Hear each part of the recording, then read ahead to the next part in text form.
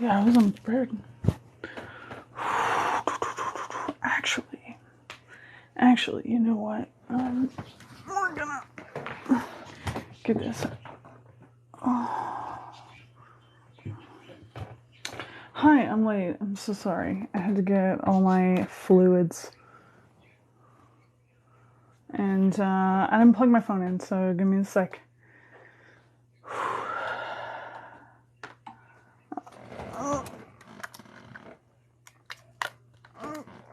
There we go. Okay, good. I don't have any batteries or... Yeah, I have water, coffee, and a smoothie, just in case I make it through those two things. Thank you, Lady Eva, for sponsoring the coffee. Oh man, I should have brought the bags in here and normally show them off. I got 2 bags of coffee from Lady Eva, and they are both delicious. One of which I've only really got to experiment with right now. So, and the giant mug is sponsored by Crimson. Thank you, Crimson, for the giant mug and also knitting supplies. And another mystery one. Hold on. I'll go get the... I did! Thank you, Emmy, so much. I got the postcard. It's in my car. I didn't bring it in because I've had bad luck with postcards recently. You can hear from Swiftblood. Hold on. I'm going to get the... Cool. That worked. Yeah, Swiftblood, yours is still in the car. Emmy's is safe, though. Emmy's is above my visor. And I can see some of the galaxy on it, on the postcard, because it's nice. I almost said something in the VC the other day, but you were on mute, and I didn't want to bother you. I am so upset about this postcard. Hold on. I'm going to go get the coffee so I can show it off, because I want to let Lady Eva know, since she got it, what the mystery flavor is, because I'm unsure what the mystery flavor is. Because I didn't get notified of what the shipment contained through this subscription. I'm assuming Lady Eva did. So I don't know which one is the mystery one, but I received 2, so I'll show them both. Hold on. I'm gonna plug my mic on the cable real quick. Don't go anywhere.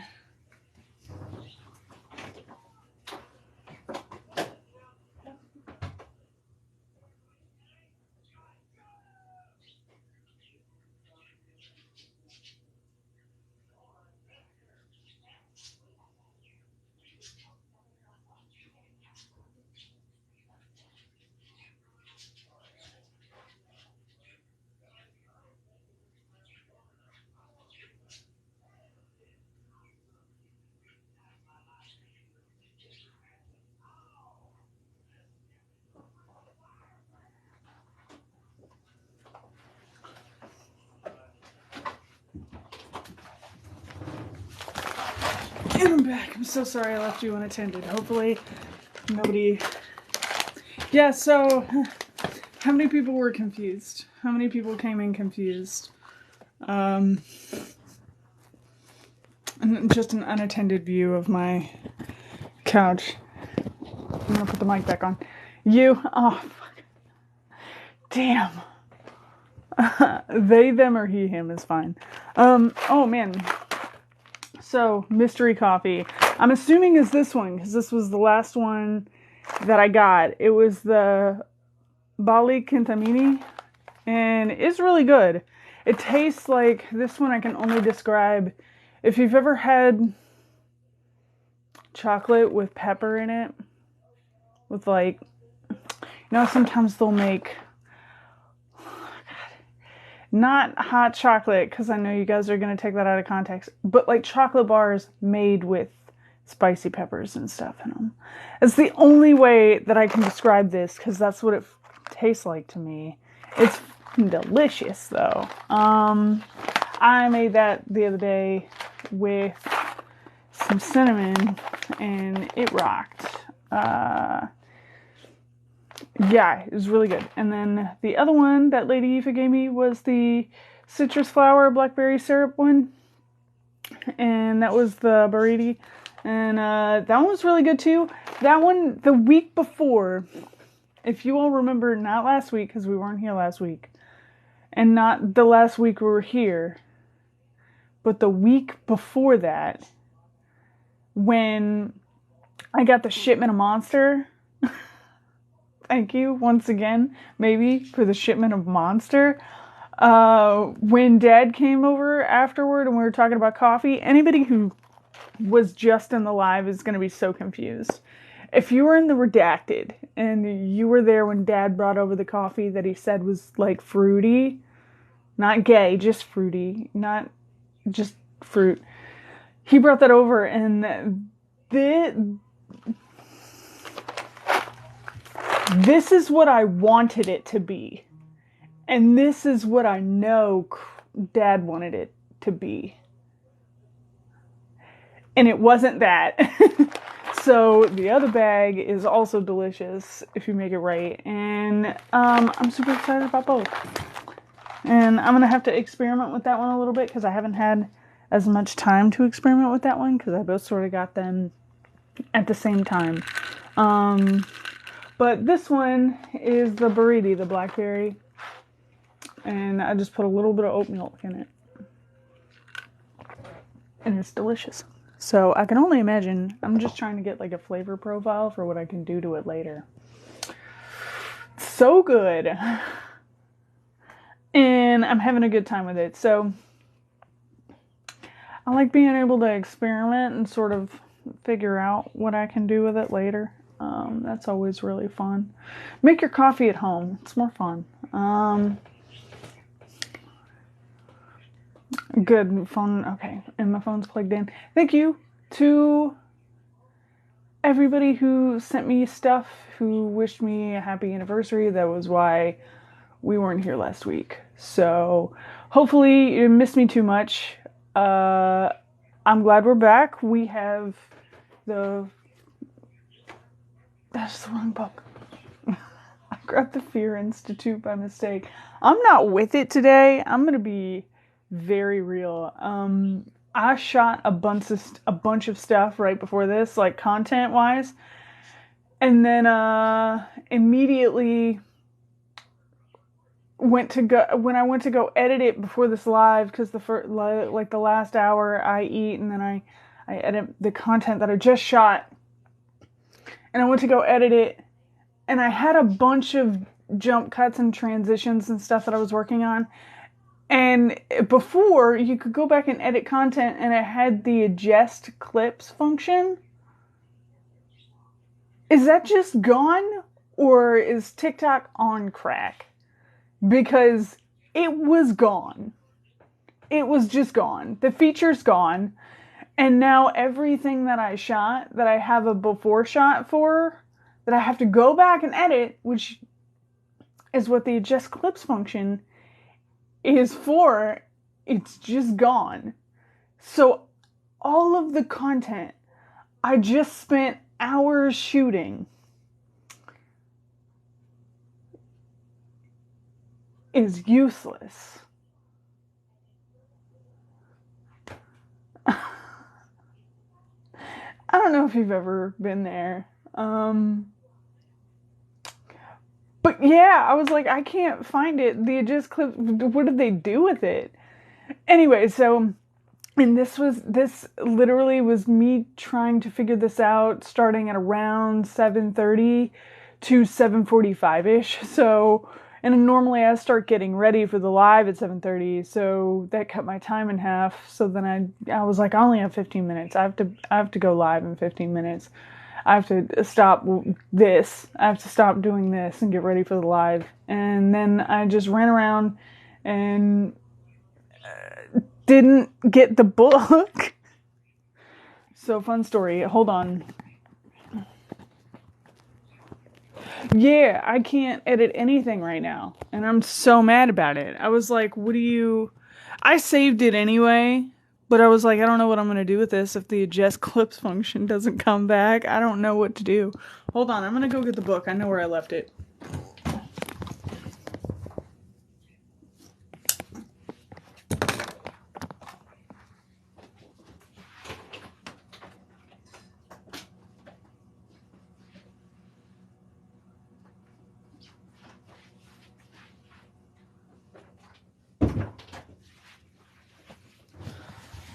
I can't find the book jacket for this one either. So it's just here.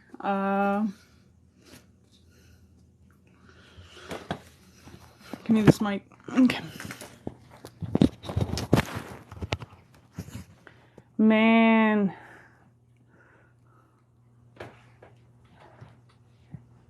Yeah, my bad. I had the clip for the mic on the lower end of my shirt. And then I bolted out of the room, didn't realize that the mic pack was still attached. Which is just... That's par for the course today. That's exactly how I would anticipate my day going. And yeah, so we're gonna start the Brothers Cabal today. Isn't that really exciting? I'm sure you were all very excited. And you've probably been absolutely furious with me because there have been no updates. And if you aren't in VC, well, you don't know what's going on. But I had my anniversary last week. So thank you to everybody who sent me anniversary wishes. Anniversary postcards that I conveniently didn't lose in the side of my window. And thank you to everybody who sent me stuff. Denny sent me something off my wish list. Crimson got me this giant mug and all the knitting supplies. I'm trying to make sure I get everybody in because I didn't get to thank you live last week, and I feel bad. So thank you everybody who sent me stuff. I really appreciate it. It's gonna help a lot of it with content. Thank you, Ray. Not really anything to do with the content, but a giant cat book. It's just a giant book about cats. And it's quite possibly the most entertaining thing that I have been able to look at for a collective amount of about 10 minutes in the past 2 days. But I can't wait till I have time to sit down and breathe for a minute and read this. Because it looks wild. It really does. This thing's thick. Look, you don't understand. Enjoy the side up on my face. Cat book. It's a giant book of cats. I got a bunch of buttons. Thank you so much for the collective amount of buttons. And the power bank, I feel like that was more of a self-interest thing since I take you along with me on drives sometimes and we drive around at night. I feel like that was mostly out of self-interest, but appreciate it nonetheless. It actually is coming very much handy. And an extra long cable. Yeah, it's a huge book. It's a couple inches thick. It's pretty lightweight, actually, for the size. And just skimming through the table of contents just was a lot.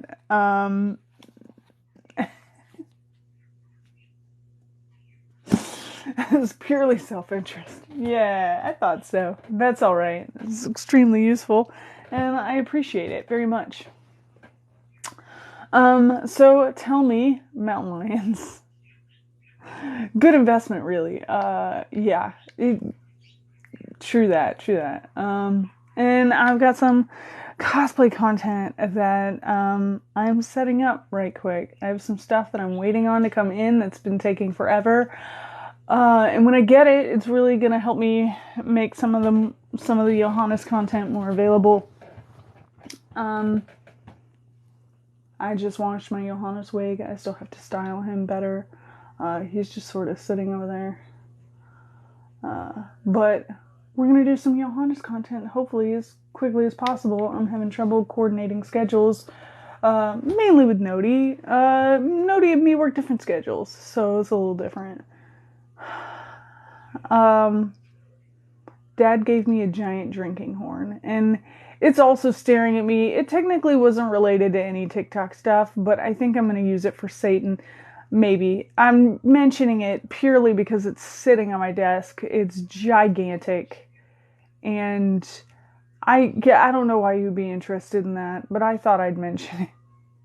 I just want to thank everybody publicly for everything that they've given me over the past week or so that I missed a week and couldn't thank you. So, thank you. It's a giant drinking horn.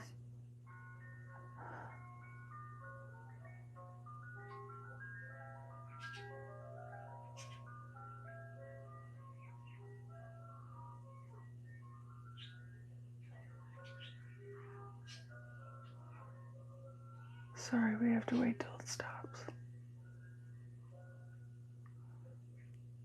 Anyway, thank you. Yes, sorry. I don't like ice cream trucks. I've never directly mentioned that, and it's not related at all. But I don't like cosplay. I don't like ice cream trucks. And thank you for the compliment on my cosplay. Appreciate it. It really freaks me out. It's so late. Yeah. Yeah. It's one of the things that I don't like about ice cream trucks. Here, especially. They go out late. I've heard one at 10 p.m. before. And I'm like, what child? Anyway, it's unrelated. I don't like ice cream trucks.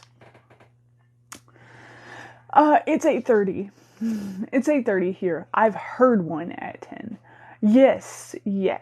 That's why I don't like them. They're out really late. It's really creepy when you get, because the thing is also most ice cream trucks, you have a forewarning. You can hear them the next street over. This one creeps up on you too. I don't know what it is. It's just out of nowhere. And it's really loud. Like you all heard it. That is outside. I don't have an open window. I'm not even towards the front of my house. I'm towards the back of my house, facing the backyard. Thank you for the tiny dinosaur. I'm nowhere near this ice cream truck. All of the entrances to the house are shut. Anyway.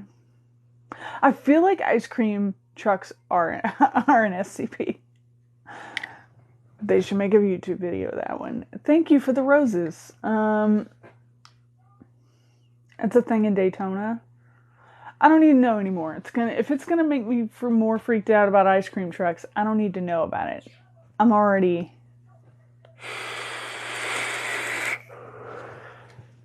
Anyway, so we missed a week. But it was a pretty good week to miss because we have read all the short stories. We've read 3 books out of the series. We are now on the 4th book of the series.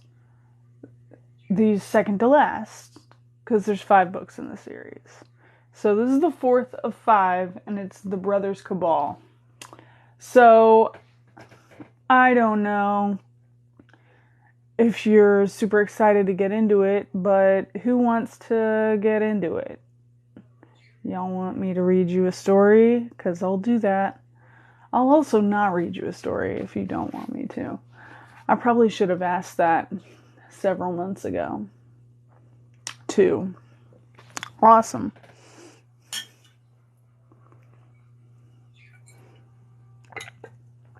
Okay, for the recap.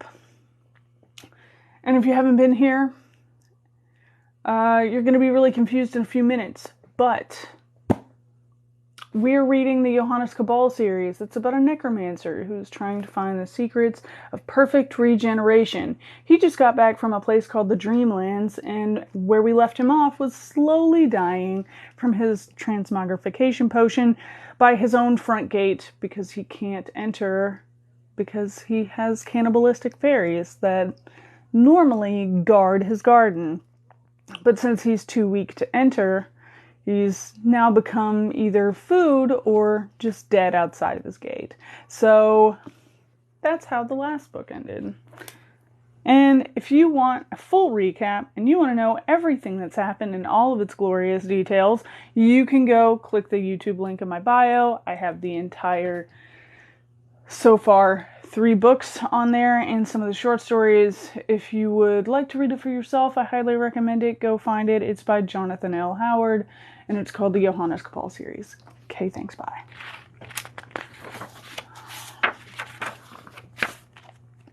Well, okay. And also, I think it's really funny because of the dedication page in Fear Institute.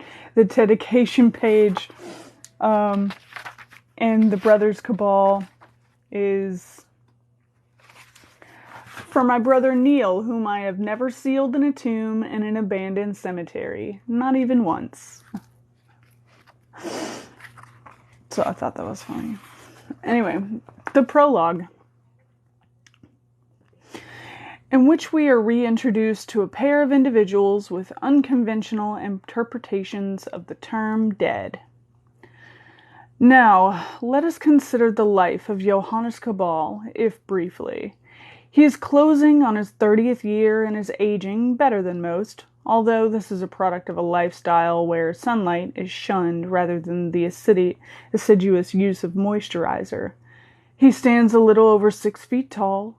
He is blonde, blue-eyed, and perforce pale. These are not unusual characteristics. Those are coming. He has killed himself twice, been resurrected once, the second death was a practical joke of sorts, visited hell twice, penetrated the wall of sleep into the dreamlands in corporeal form once, when as a human came back as a monster, but the monstrousness has now left him, albeit ill unto death. Footnote. For those unfamiliar with the Dreamlands, shame on you. My editor, however, informs me that shame is all very well, but uninformative, and might I actually explain what the Dreamlands are? They are, then, a realized world influenced, but not necessarily created, by dreams. They are ancient, inhabited by gods and their divine leavings, as well as those who travel there in their dreams, or, rarely, in their own bodies. It is also home to zebras.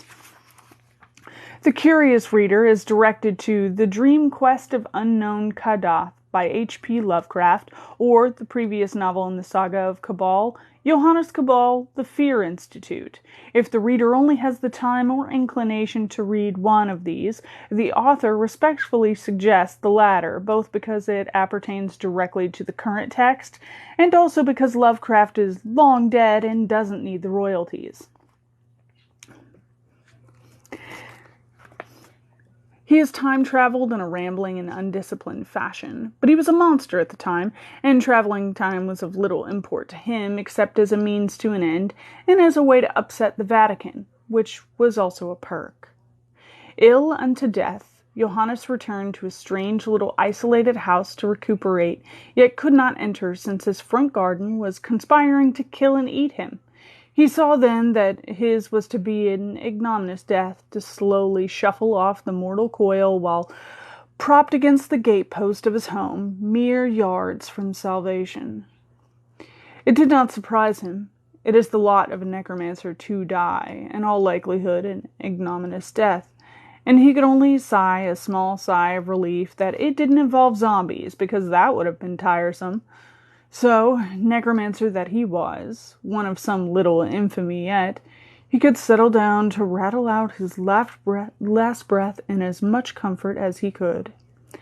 There he might have expired, and his bones lay to the inexpressible frustration of the criminally insane and eternally hungry fairies that were contained within his dangerous garden.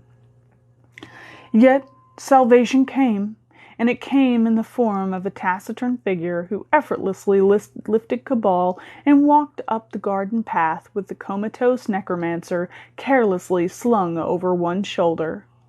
At this new presence, the starving unseelie of the garden scattered in fear, because that which is supernatural and nasty knows supernatural and nastier when it sees it.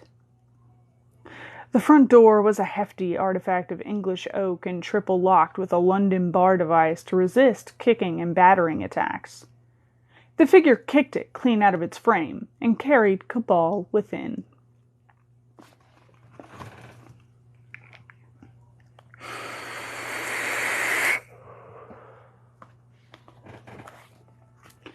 The synthesis of an antidote for Cabal's overly energetic rehumanization, slowing it to a rate his constitution could withstand, was managed within an hour or so, and he was saved.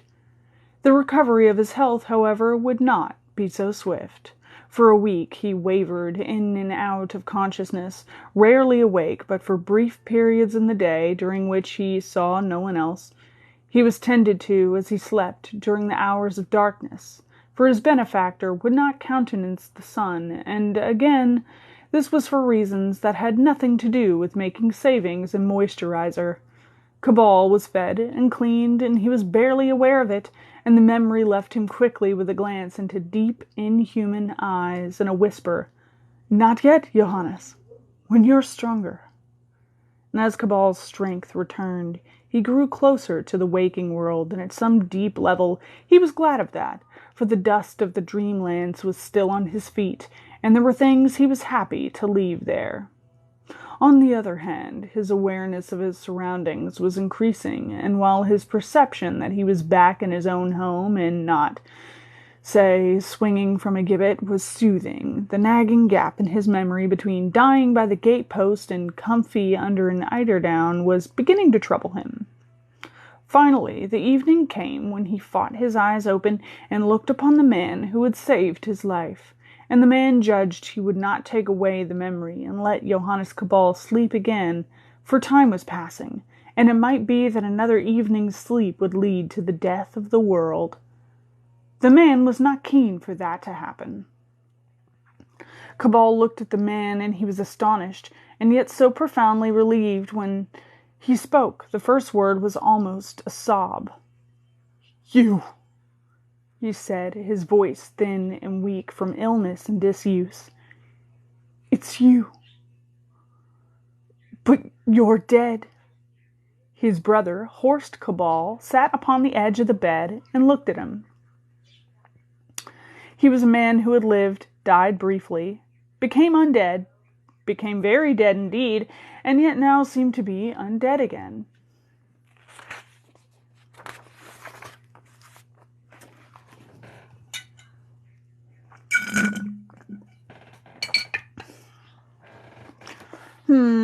He agreed a mite awkwardly, as if being found alive of sorts when he was supposed to be profoundly dead was morally equivalent to using the wrong spoon at dinner. The awkwardness extended into an awkward pause. "Would you—" Horst looked off for a moment, finding something fascinating about the picture rail. He looked back at Cabal. "Would you like some soup, Johannes?" The soup, it was chicken, was good, though that was not the unusual thing about it. That it had been prepared by a man who was dead twice over was more notable. As Johannes Cabal, an invalid of some little infamy, sat upright in his bed and slowly sipped the soup, he considered that life was an unpredictable sort of thing. If past events had been different by one single factor, he would probably be a solicitor by this time. He would likely be married. His father would still be alive. His mother would not have disowned him. And his brother would not have died twice and now be making him soup. It was hard to characterize his feelings as to how such things could come to pass. He had to make do with, "It's a funny old world." The wind moaned around the eaves of Cabal's house, a nondescript three-story structure common in the cantons of petite bourgeoisie found in most English towns, rendered descript by standing in the splendid isolation of a remote hillside. It had clearly not been built there, but the mechanism by which it had somehow been transplanted, complete and without damage, remained a mystery to man and civic planner alike. Behind it sat a small back garden with an herbaceous border that needed attention, and a woodshed from which very occasionally movement could be heard. Before it was the small tangled rose garden within which tiny creatures of fey descent, malign intent, and ill manners hid and watched. The garden and the path, which led from one of those waist-high gates intended to mark off a property line rather than represent any serious barrier to the front door of the house, was bordered by a low stone wall that was no more of an impedance than the gate. In truth, there was more to the apparently inconsequential wall and gate than there met the eye. A state of affairs that extended to much of the house and its contents.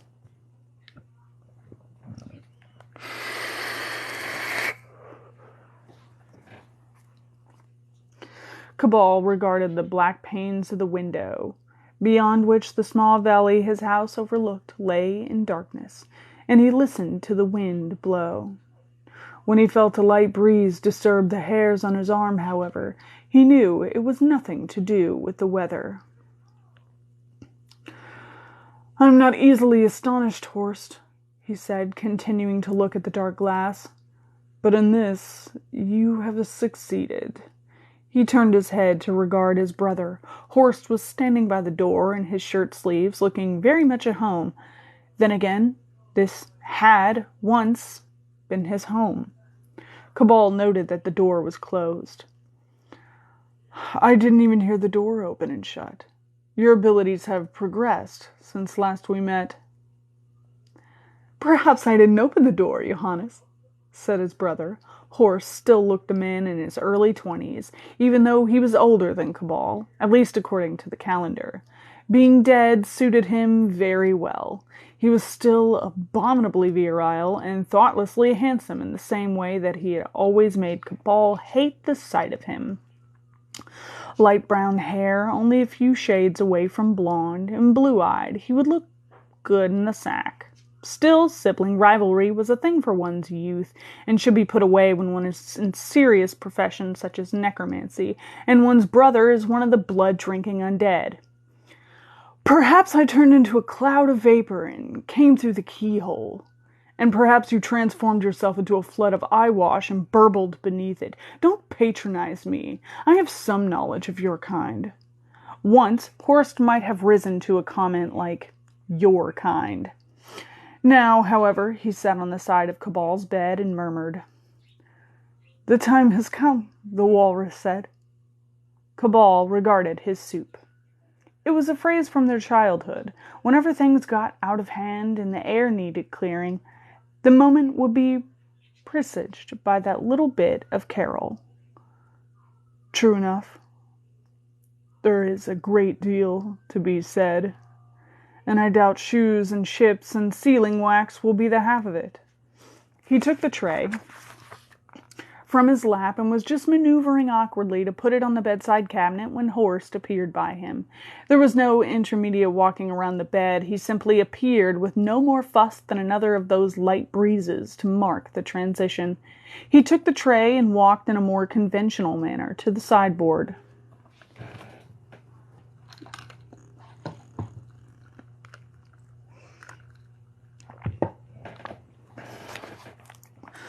Would you be so kind as to slam that down with enough vigor to make a sharp sound? Called Cabal after him. I was intending to do it myself to indicate my state of mind before you turned all Florence Nightingale.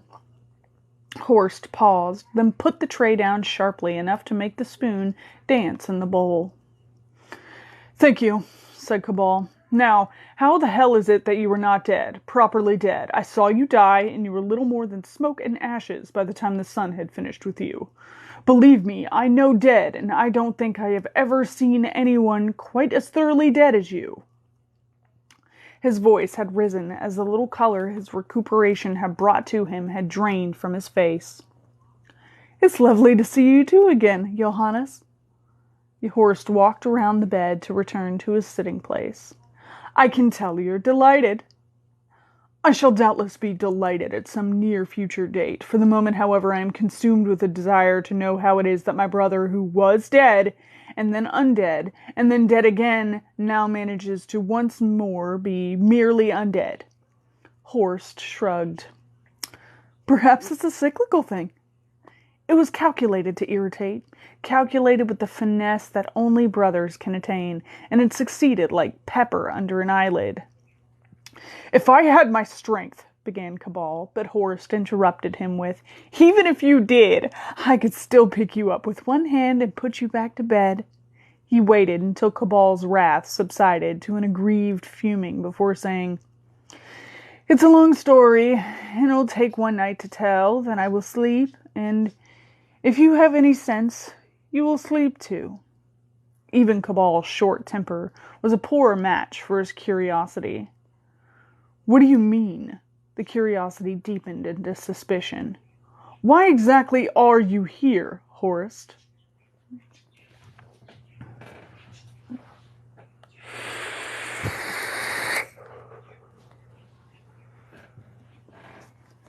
For once, Horst seemed awkward and unsure how to proceed.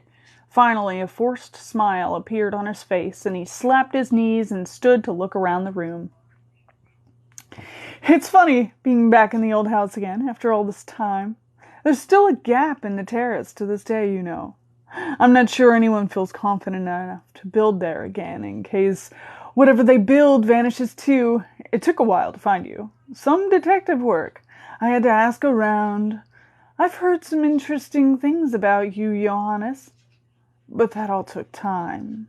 The smile flickered out. There's not much time left. You need me for something that much is evident. It cannot be something minor, as I imagine there are devils in the pit that you would rather deal with than come running to me.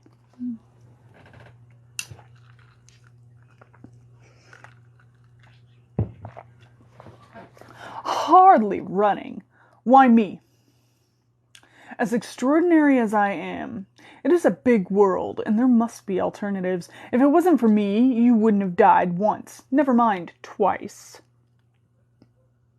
You wouldn't have been reborn once. Never mind, I must admit, the second resurrection confuses me.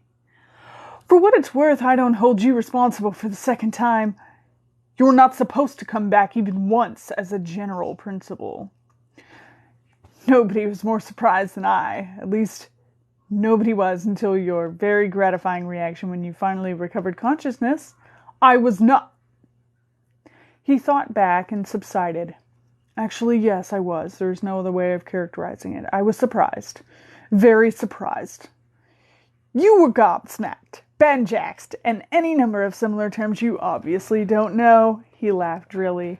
As for why you, because I know you, and you're good at what you do. You're assuming a lot. You'll want to help once you understand the circumstances of my return and what followed it. Besides, as I say, I heard things about you when I was looking for this place. Horst closed his eyes for a moment, steeling himself.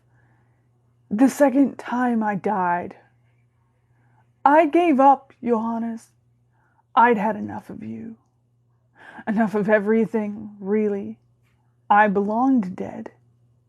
You were all set to become a bigger monster than I could stand to see. Perhaps, he sighed, not looking at Cabal. Perhaps I was a coward. I just couldn't bear to watch. Still, even as dark a cloud as the ministerium had a silver lining. He raised a finger to hush Cabal. You'll hear all about that presently. The important thing is that they undid my mistake. Your mistake? I should have waited. I should have watched. You've done good, Johannes. As a side effect, I know, but there's something in you that wasn't there before. I can only guess that it is your soul. There was a silence, marked only by the heavy ticking of the old grandfather clock in the hall below. Then Johannes Cabal said, I see. May I vomit now? Be my guest. No, really, I think I drank my soup too quickly.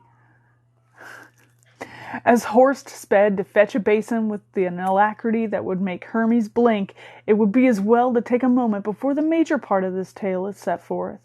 When Cabal was feeling less nauseated, his brother, Horst, recounted to him the tale of his second resurrection, why it occurred, and what happened subsequently.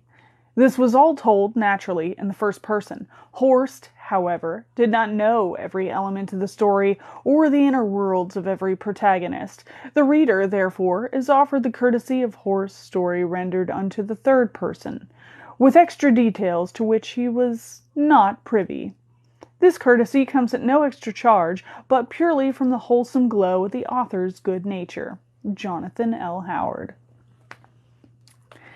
And that's the prologue. That's the first bit.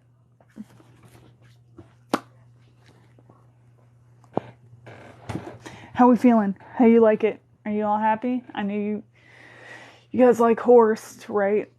I like Horst. Everybody likes Horst. What am I saying?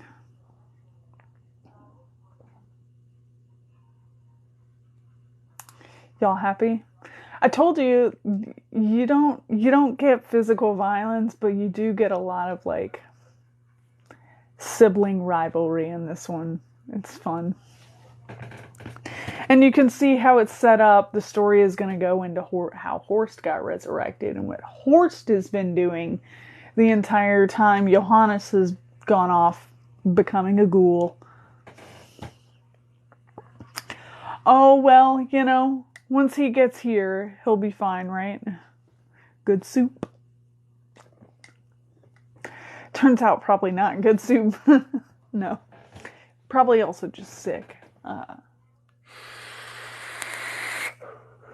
It's the first time he's eaten normal food that hasn't been a member of the Vatican for quite some time. So, several weeks of just eating human flesh, and then you go back to soup.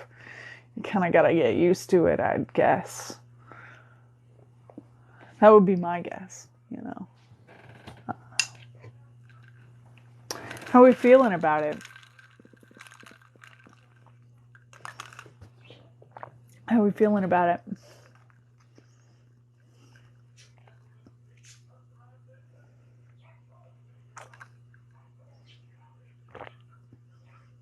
Yeah, right?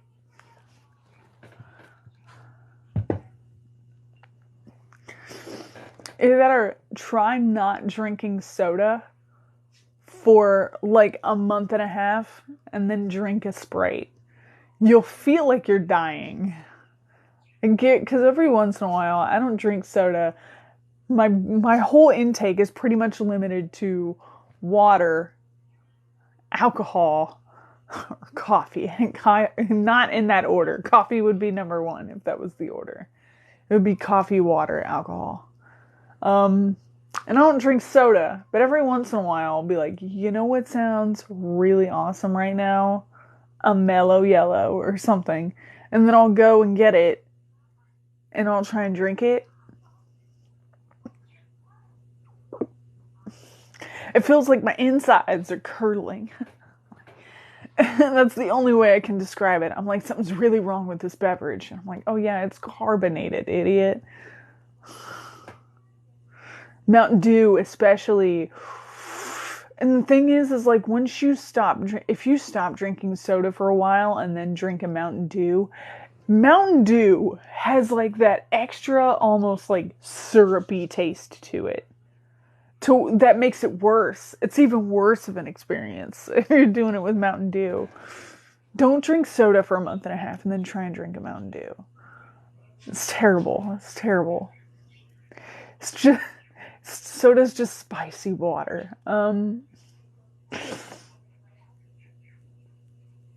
Yeah, like, if I have a small amount of soda with alcohol, like if I mixed it, be okay. Like, I'll have Jack and Coke occasionally. But, like, not a lot. And I don't drink soda habitually. Outside of that context, I don't normally drink soda at all. But you just try drinking a straight soda all of a sudden, when you haven't had one in a long time. It feels like you're dying. I have also felt like I would maybe throw up if I drank a soda. Dr. Pepper can't do that anymore. Too spicy with the carbonation.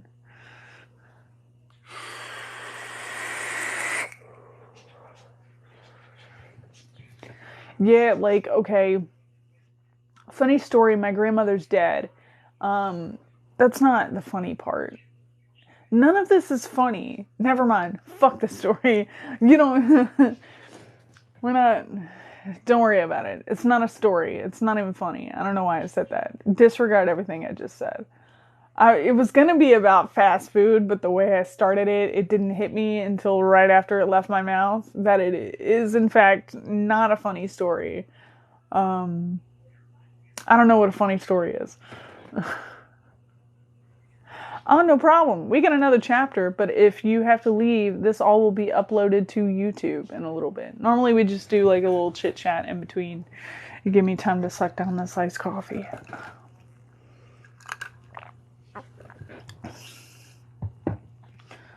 But if you're heading out, we go live every Tuesday at 8, and you're always welcome to join us for more stories. We gotta work our way through Lovecraft too after this, you guys. I'm serious. We gotta schedule some Lovecraft in here. I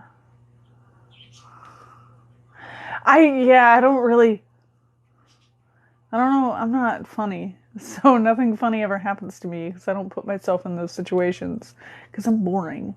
I thought maybe we could go through the story of that inspired the Dreamlands that was mentioned in the footnote. Because I haven't read that one in a really long time. And also there are a couple that I'd like to do. And I feel like if our next big thing is going to be another series, we could maybe do more Jonathan Howard. And I'm also open to suggestions. So if you have a book series that you think I should cover and you think we should all read it, definitely let me know. We'll have like a voting system and redacted.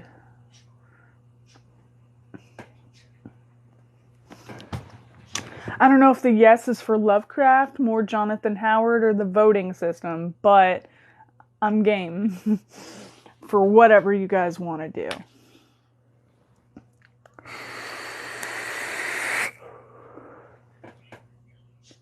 The list. Are we going off the book recommendations? Because I thought those are just personal recommendations, but I can take some from those. If you want, I have a couple books over here that have been mentioned that I have to vet first. Because a lot of the ones in the book recs I haven't read. I don't know if they're appropriate. I don't trust some people. I have to be able to reliably trust people, and I can't.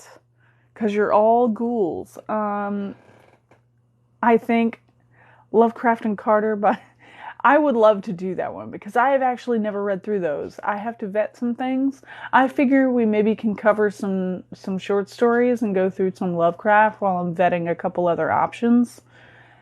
And then we can check in some respects, but also the giant cat book was once in the book recommended, and I don't think we can just go through an entire directive of cats.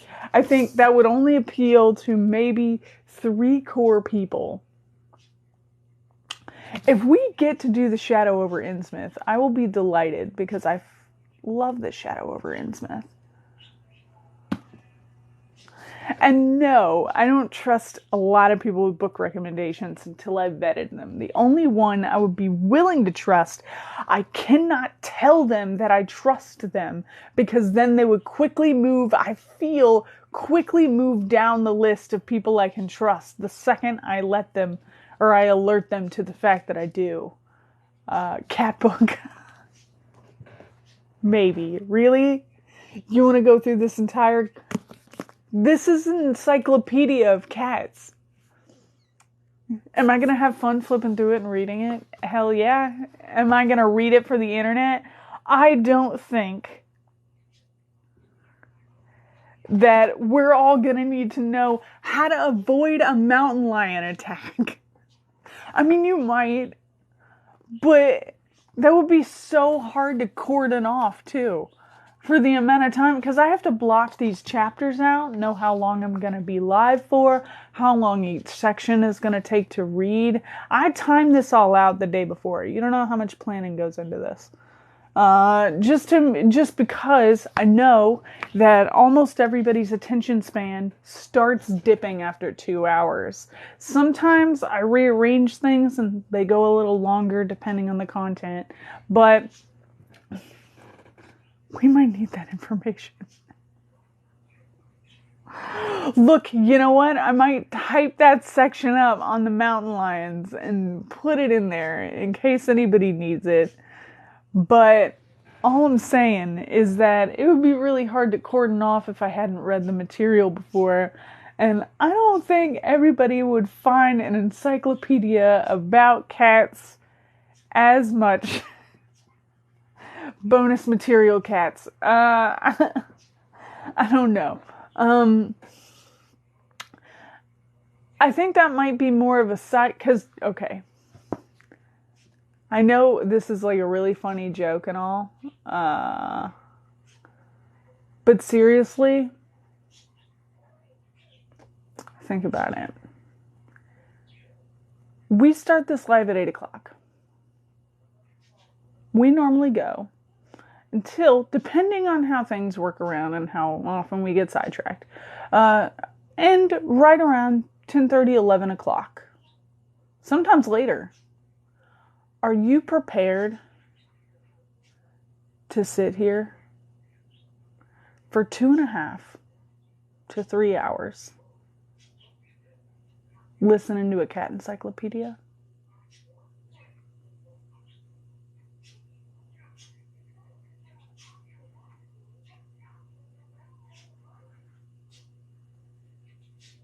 I don't think you guys will. I think, because attention span sort of starts sloping off after about midway through the second chapter. So let's say at around like 9:45 is when attention starts really slipping. With a story about necromancers, you think you're going to want to hear a cat encyclopedia? You think you can? Let me rephrase that. You might want to. How long do you think that attention span will last? Keep on. There are no actual cats. There's not going to be a live demonstration of this mountain lion issue.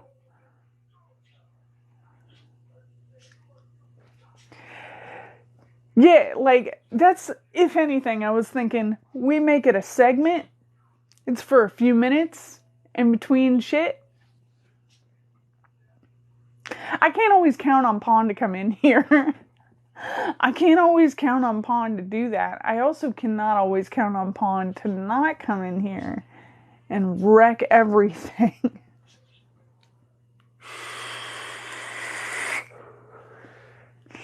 It was funny because earlier Sarah was in the kitchen and was like, "Hey Pond, when's your appearance tonight on the show?" And Pond just screamed at him very loudly. And I was like, she doesn't know. It's always a mystery. Like, it's whenever she feels like she's been neglected for too long. By me, most likely, because I'm the one that gives her the most attention.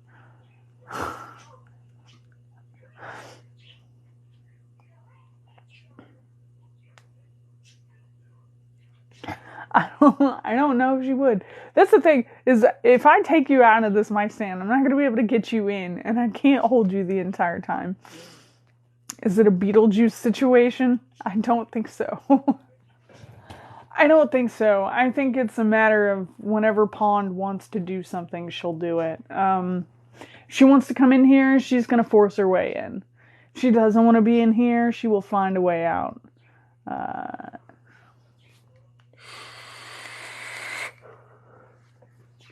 That's the thing. Once I take y'all down for the night, the phone is down. I can't get it back up there. My phone on Tuesdays stays here the entire day. Right after I get all my makeup done, the phone stays in the ring light all day. I never take it off. Even when I eat, I don't look at my phone. I don't check my phone. If you message me, you're liable to not get a response on Tuesdays because my phone is in the ring light and I'm shooting content on it. And also, even when I eat, I don't even take the phone down. I just put on a podcast and leave it in the ring light and then go wherever it is in my house and do my thing, eat my food, and get ready for the live without ever removing my phone. And then I just re-coordinate the ring light. If I take y'all down right now, you're not getting back up there. I have to specially plan the journeys into Sarah's office, which we're not going on right now. We can't. I didn't schedule it beforehand. I didn't prep the equipment for this. I don't have the claw arm on there. I have 2 arms on this ring light. Facts. Look, man, if I didn't plan it, it's not happening. Can't spring stuff on me spur of the moment. Besides, I don't know where Pond is, and my house is a wreck right now. You're not looking at the rest of it. Can't. Even this room is terrible. This room is terrible. Dad knows. He was just here. I never did get anything else done last night, just so you know. Nothing else got done. But I think we might make it a segment. We'll go through this book piece by piece. If you want to do that. It can be a recurring segment. Same. Okay. That's a mood. Say hi to Lucy for me anyway, though. That's not necessarily a good thing. It's also not necessarily a bad thing. I could have been doing worse things, but also could have been accomplishing stuff. I just, don't want to have you chase me all over my house while I'm trying to just do general stuff. I got all the wigs are just chilling in here. I had to take them all out of their wig burritos, and it's a whole wreck in here. Anyway, you don't need to know about that. But we can separate these all into segments because most of them are thinly related, and the sections aren't super long.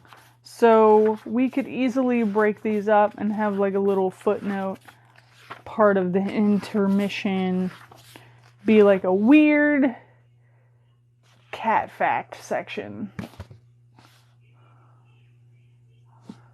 If you want to do that. But no way am I doing a whole 2.5 hour, 3 hour thing covering the cat book. There's no way anybody's gonna last through that. Wig soup. Yeah, I made wig soup last night, and it was a whole ordeal. But we'll have a cat segment. But that is not going to be the next project we do. Definitely not. This is why I don't trust you all to make it. I have to vet anyone's vote before it comes to fruition. Before I say yay or nay on it. We're going to have to go through that. But if you have... We'll put a separate... Because even though we have books that we like and stuff that we'd probably enjoy, something that would make... Not everything is going to make a good book club suggestion. There's not a lot that we could be able to read for a good solid 2 hours and stay with.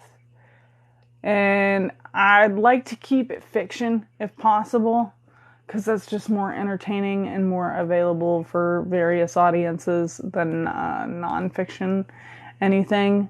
As much as I would love to read my favorite nonfiction book, Ray knows what it is, I don't think we could even do that without getting banned.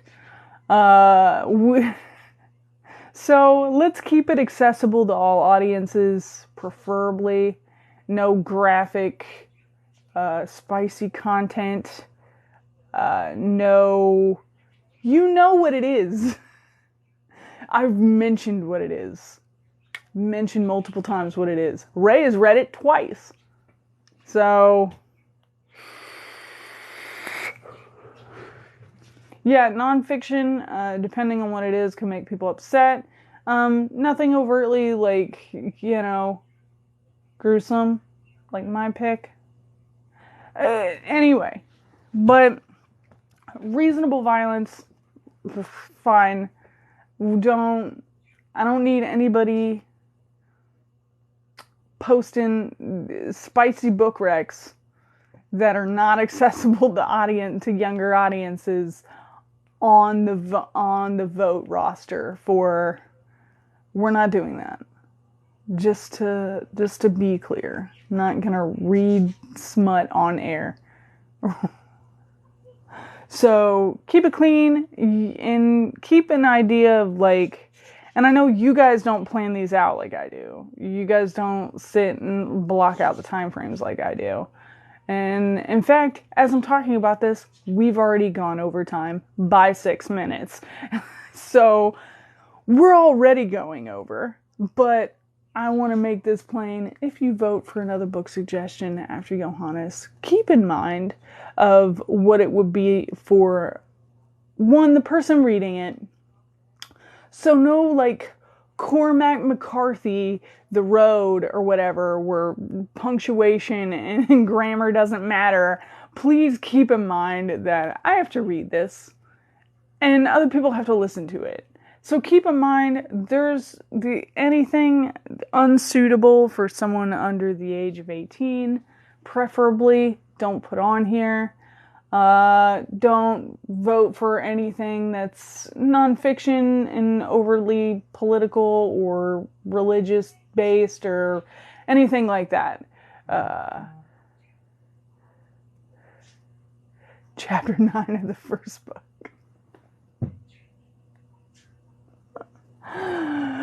I said within reason. Look, when I say I don't mean, because they're obviously even just like Long Spoon was, I even prefaced that by saying, hey, this is kind of spicy. A little bit. That was borderline. That was borderline. We don't need any like super graphic scenes. I said it was going to be a little graphic. Did I lie?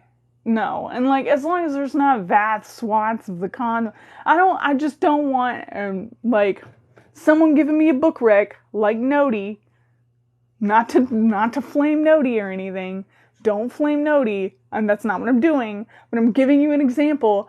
Don't recommend something that you tell me is one thing, and then when I go to vet it, I find out it is something differently entirely, and I wasn't prepared for it. I can't read that on air. I've now all of a sudden wasted weeks reading a book that is not going to pan out. You know what I mean? Don't screw me like that. And that's what and I don't know why I'm telling you this, because that's exactly what I expect you to do, is waste my time. I expect this to be a really funny joke for, like, whoever does it. You're like, oh, I recommend this book, and it's actually terrible. I don't know that it's terrible. I start reading it, and it has large sections of it that are very grotesquely, violently, I don't know. And I'm going to be like, look, we can't have in-depth descriptions of someone plugging someone up with a knife. Like, we can't do that. Oh, I'm not reading that. I don't want to do that. And then I'm back to square one where I have to find another book in a very short span of time. And also, you ruin your good name with me, because I'll never trust a recommendation from you again if you do that. Look at Noti, once again.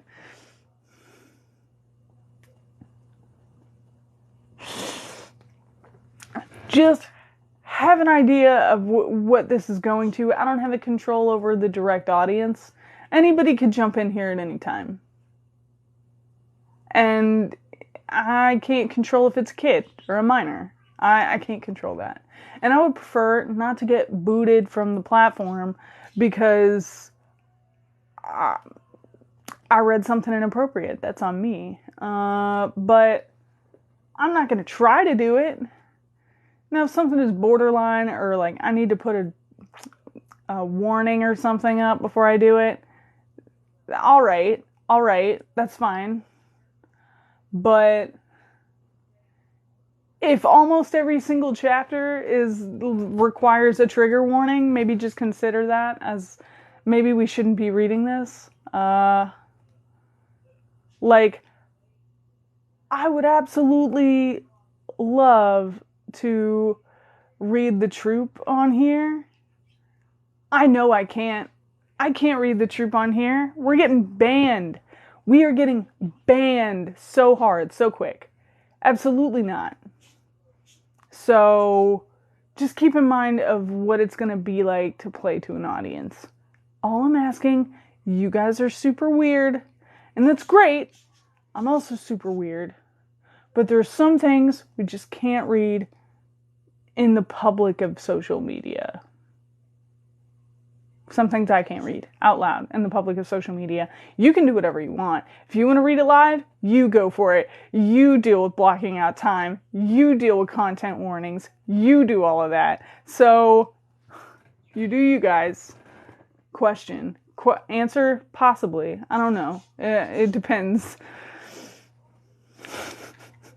Yeah, no.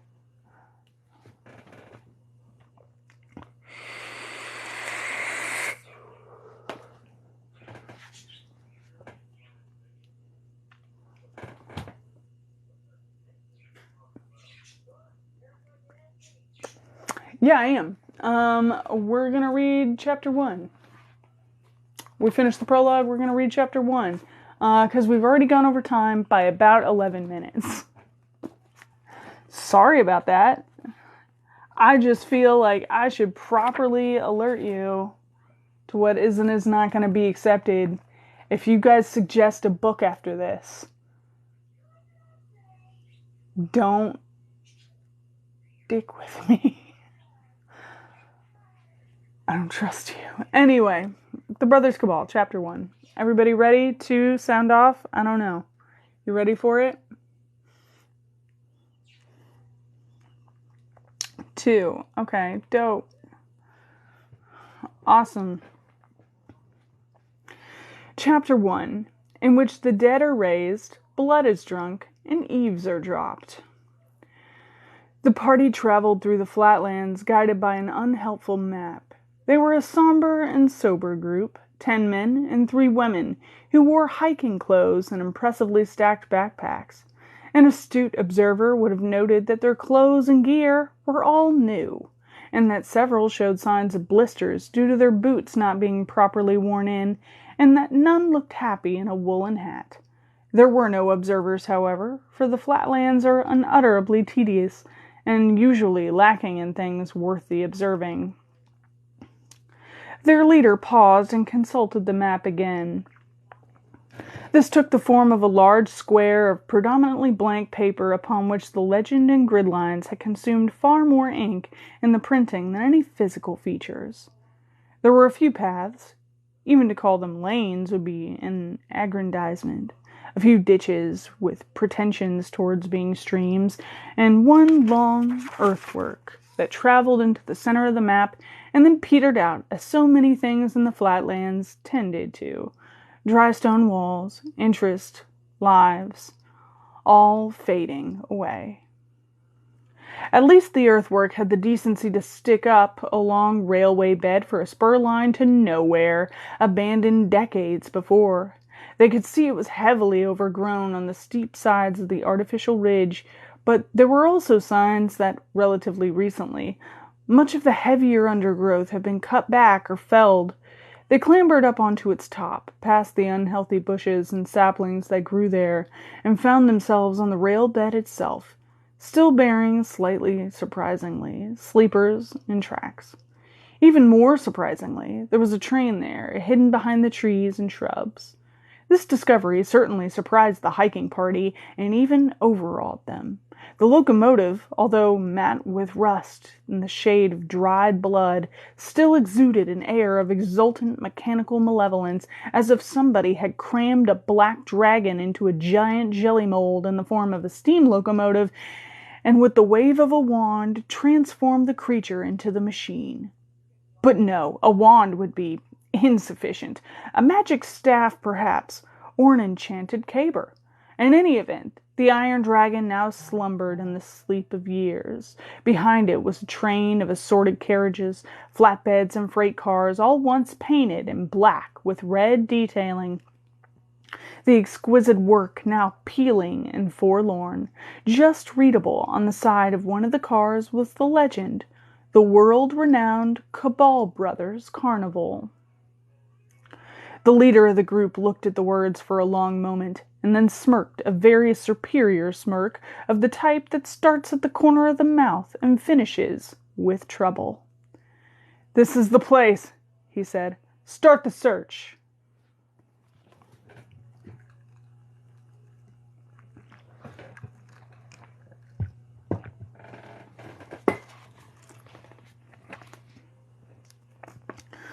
The search went uncommented upon by passerby because there were no passerby. The flatlands were nowhere in either geographical or metaphorical terms, and no one went into them without the explicit intent to come out again, quickly. It was, in theory, an ideal place for footpads to operate, but the lack of potential victims had always kept its criminal population low, dwindling to none in relatively recent times. So there was nobody to see as 12 hikers, chivied on by the 13th, dutifully dumped their packs, split the area into a search grid, produced strangely wrought weights on lengths of cord from identical pouches each had in their duffel coat pockets, and proceeded to methodically douse the squares of the grid one by one. As an activity, it combined the mundane with the strange and the clandestine, and thereby rendered itself sinister. This was fair, for their intentions were sinister. Nor was their apparent efficiency a chimera. Within 10 minutes, one of the hikers was excitedly calling to their leader. He came over, as did the others, to see the hiker's plumb weight swinging in a manner harsh and angular, showing a brutalist disregard for physics that would have made Galileo enter the priesthood. They watched it twitch in silence, watched it marking out a pentacle in the air. "Here?" whispered the hiker, aquiver with excitement. "Here," said their leader with magisterial certainty. Again, their activities were efficient, yet strange. Quickly they doffed duffel coats and woolly hats and map cases. Quickly they donned robes and then struggled to strip naked beneath them like a charabanc party changing at the beach of a Whitsun weekend. When the undignified hopping and kicking off of trousers was complete, they hastened to create a circle of blue powder about the spot that they had detected, and then they gathered around it as the dying sun sank beneath the horizon. It wasn't a happy circle. They were now all barefooted, and the area was scattered with chippings from the railbed. But it was a disciplined one, and they awaited the words of their leader.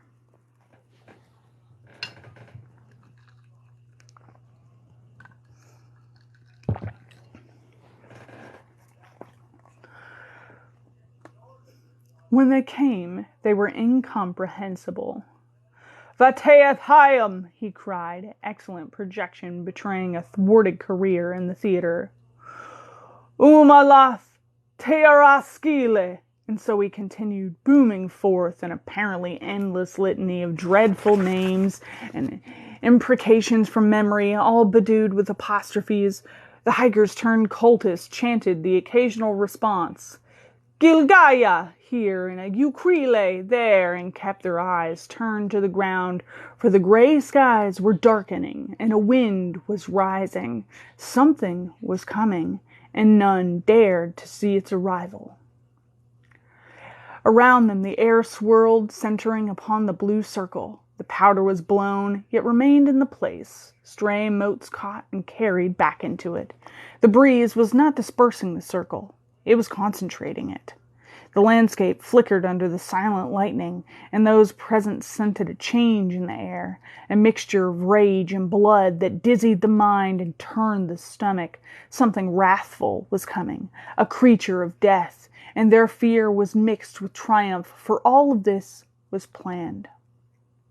The wind turned, and dust was drawn in from their surroundings, drawn in from across the circles to grow in the middle, skittering particles of the color of bone, dancing from their hiding places between stones and from the soil itself.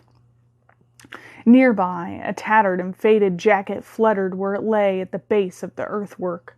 Then, with a roar that they felt rather than heard, the circle was filled, and they all fell silent in the awful presence, an aching tintinnabulation of the soul sounding a single peal within their hearts that turned their knees weak with dread as it faded.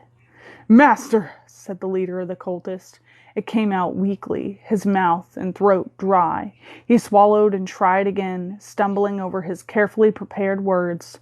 "Master, you bless us with your baleful personage. We fall in obeisance before you." It took a moment before they collectively realized that they'd forgotten to fall. And there were a few seconds of hasty kneeling and sharp intakes of breath as bare knees found jagged gravel. The leader was belatedly realizing that he could have organized the circle a little better before now, and he was reduced to hissing urgently, "The sacrifices! The sacrifices!" until the 3 women in the group were gathered before the monster in the circle. "Master," said the leader, eager to recover face, "Lord of the dead, please accept these sacrifices we humbly offer you, that you may feed and gain strength after your long and dreamless sleep." He lowered his head and hoped that 3 would be enough. Even among their fanatical ranks, it had proved difficult to find 3 who would be willingly sacrifice themselves for the greater good.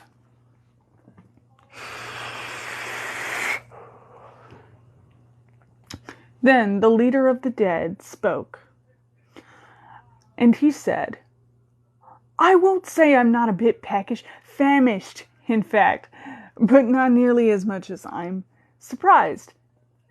And, naked? I don't suppose anyone thought to bring along a spare pair of trousers, did they? There are ladies present, and I was raised to believe that being naked in front of strange ladies is something reserved for special occasions." They had not, in fact, remembered to bring along any clothes for the Lord of the Dead, indicating another failure in planning that would later result in some sharply worded memos. One of the cultists was, however, about the same size as the Lord of the Dead, and was pleased to give him a change of clothes from his pack. The Lord of the Dead thanked him and promised that he would give them back, freshly laundered, as soon as he was able. The cultist said it was fine, really. The Lord of the Dead insisted, and also said that everybody should stop calling him Master and the Lord of the Dead, and just call him Horst instead, because that was his name. "My Lord Horst," said the leader, who was slightly scandalized that any puissant supernatural force of darkness and destruction should want to be on first-name terms so early in their acquaintance.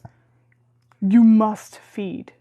It was true. Horst did not look well after his period as dust. His eyes were sunken deep within their sockets, and bone showed beneath the parchment of his skin. He looked like a corpse in the mid-stages of mummification, and his borrowed trousers would not stay up without assistance. The 3 women who knelt at his bony feet were quickly running through personal variants of, "It is a far, far better thing that I do that I have ever done," and drew back their cowls and exposed their jugulars to him.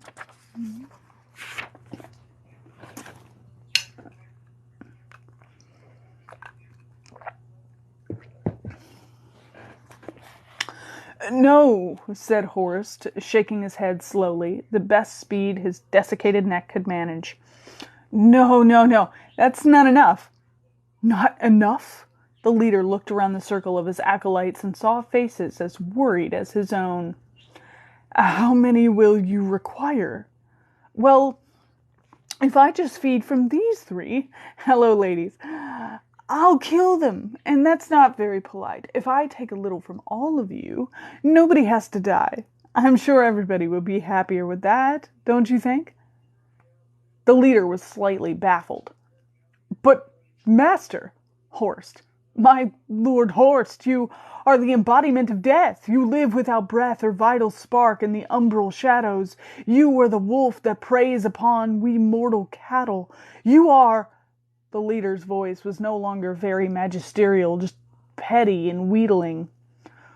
"Well, you're a vampire, damn it. We brought these 3 here specifically."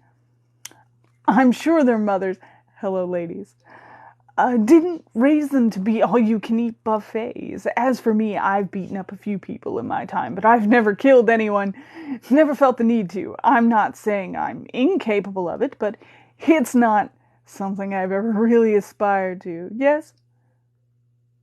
"But you're the Lord of the Dead." "No," said the monster in the loose clothes. "I'm Horst Cabal, and I don't murder for the sake of a snack. Now, as you pointed out, I need to feed. I shall only take what each of you can spare." The leader was feeling peevish that the sacrifice that he had so selfishly ordered others to make was being snubbed. We dragged those three all the way out here for nothing, he muttered furiously under his breath. Unhappily for him, inhumanly sharp senses are common amongst vampiric folk. I think, said Horst, regarding the leader with a wolfish expression, we'll start with you, shall we? Leading from the front and all that. Me? The leader was certainly intending to protest in the strongest terms, but then he made the mistake of looking at Horst's eyes, and whatever he had been intending was lost in a sudden simplification of his mind's working.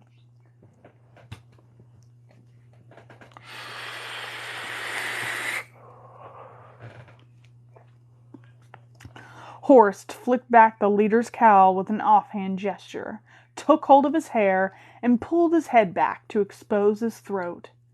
Yes, you. Horst's lips parted and unusually long canine teeth showed as he leaned in. He paused and said to the silent onlookers, the rest of you, form an orderly queue.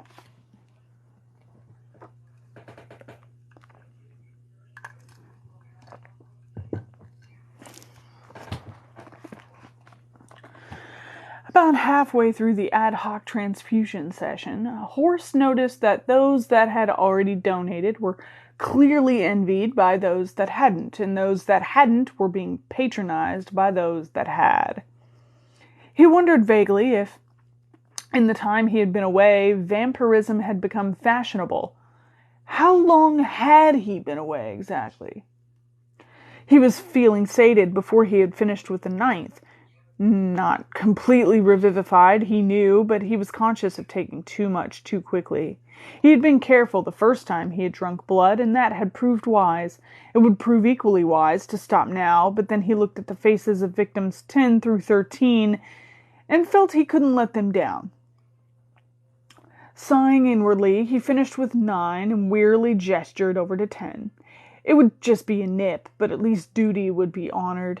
His situation was not improved by 13, the third of the women who insisted on making orgasmic noises at the first graze of his fangs. Under the circumstances, it seemed ungentlemanly to be perfunctory, and so he soldiered on until she'd run out of expressions of passion. He straightened up, feeling replete, reborn, and generally resanguinated, but also irked that performance anxiety should pursue a fellow beyond the grave. So, he said as the cultist practically, if unromantically, passed around a box of sticking plasters. Now what? We must take you to the castle with all dispatch, my lord, said the leader, who it transpired was called Encos. The castle, of course. Should have known there would be a castle involved. What particular castle would that be?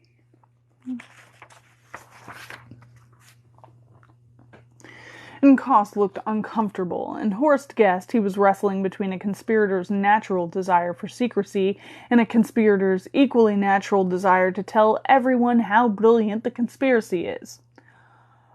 I am not permitted to say, my lord.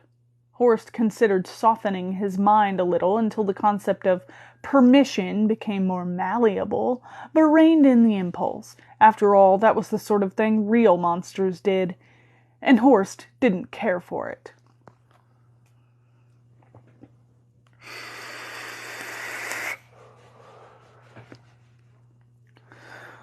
Well, is it far? Yes, my lord. It will take several days to transport you there. I am sorry. For what? The inconvenience. Horst looked down at his newly reconstituted hands and rubbed them in the manner of one getting down to brass tacks.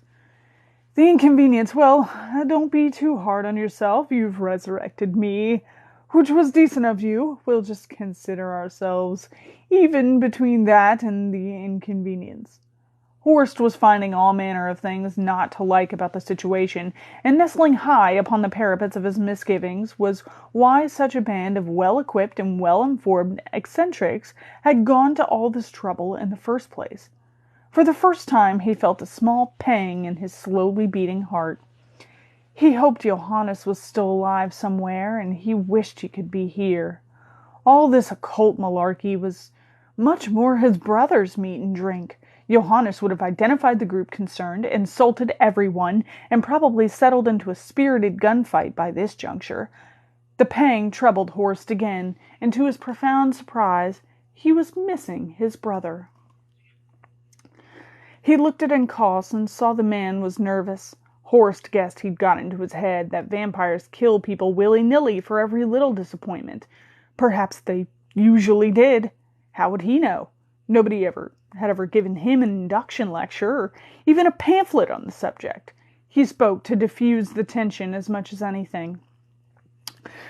"And how do you intend to get me to this castle? I think my passport has probably run out by now, and anyway, wouldn't being dead invalidate it?"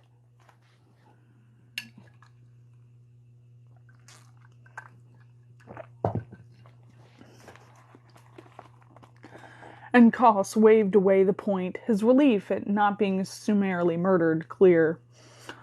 "All is in preparation, my lord. The means to transport you are at hand." Horst looked around. They didn't seem to be that at hand. He looked quizzically back at Encausse, who smiled awkwardly. "Not exactly here, that is. But there is a small port a mile or two away to the west. There the means to transport you are at hand." At least, thought Horst, the man hadn't added "honest" at the end of the sentence, and thereby undermined all credibility. As it turned out, however, planning was clearly a strong suit with whatever organization had decided to, for reasons that currently remained obscure, locate the place of Horst's second death by means that remained obscure. Resurrect him by means that also remained obscure, and then blithely offered him 3 lives. 3 volunteered lives, at that. And as the lid of his beautifully appointed coffin closed upon him, Horst wondered if he was doing the right thing by going along with them. Escaping his honor guard would have been simple, yet it would have left him with no answers, and he had a feeling that answers might be important, and not only to him. They had a castle, for heaven's sake. A castle! From his conversations with Johannes, Horst had received the impression that most occult groups might stretch to hiring the local scouts' hut monthly for their meetings under the pretense of being philatelist or something. A castle made things seem very well funded. Also, Encausse had dropped enough hints to confirm to Horst's satisfaction that the 13 cultists were by no means the entire strength of this particular organization. Between all this and their single-minded desire to avail themselves of a Lord of the Dead, he was sure their aims were not at all philanthropic, and that they deserved whatever scrutiny he might bring to bear upon them. Being a vampire didn't mean he couldn't be socially responsible.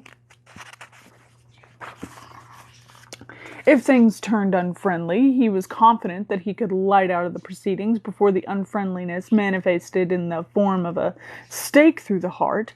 He would find some way to report the affair to the forces of law and order, and his curiosity and conscience would be assuaged.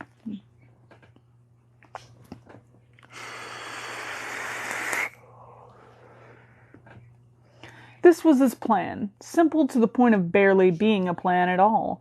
Still, as he reassured himself, it wasn't as if he was busy doing something else.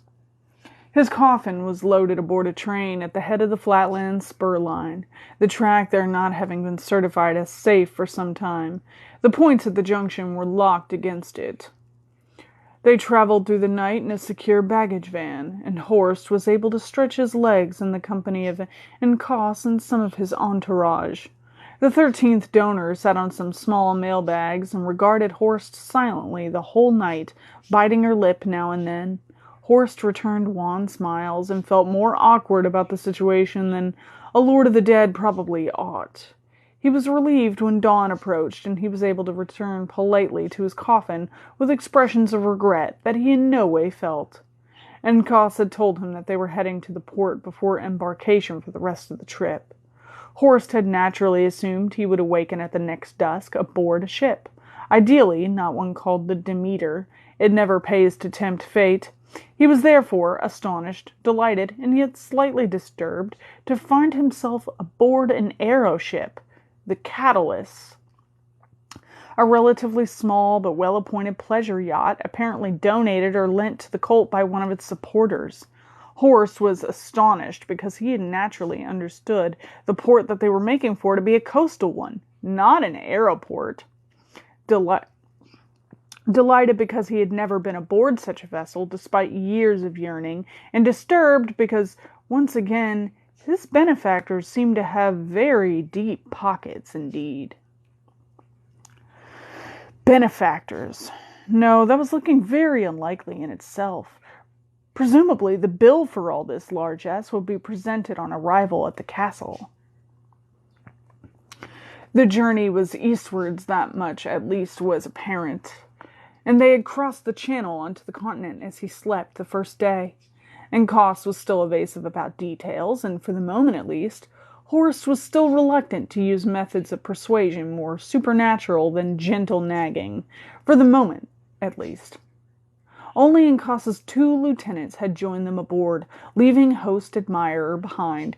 This relieved him greatly. It would only have been a matter of time before he would have awoken one evening to find her fluttering around his stateroom in a peignoir, draping herself over the furniture here and there like a particularly available moth, and his life was complicated enough as it was. The crew was small and taciturn to a man. They wore black uniforms without any insignia at all, only the design of the clothes serving to designate rank and role.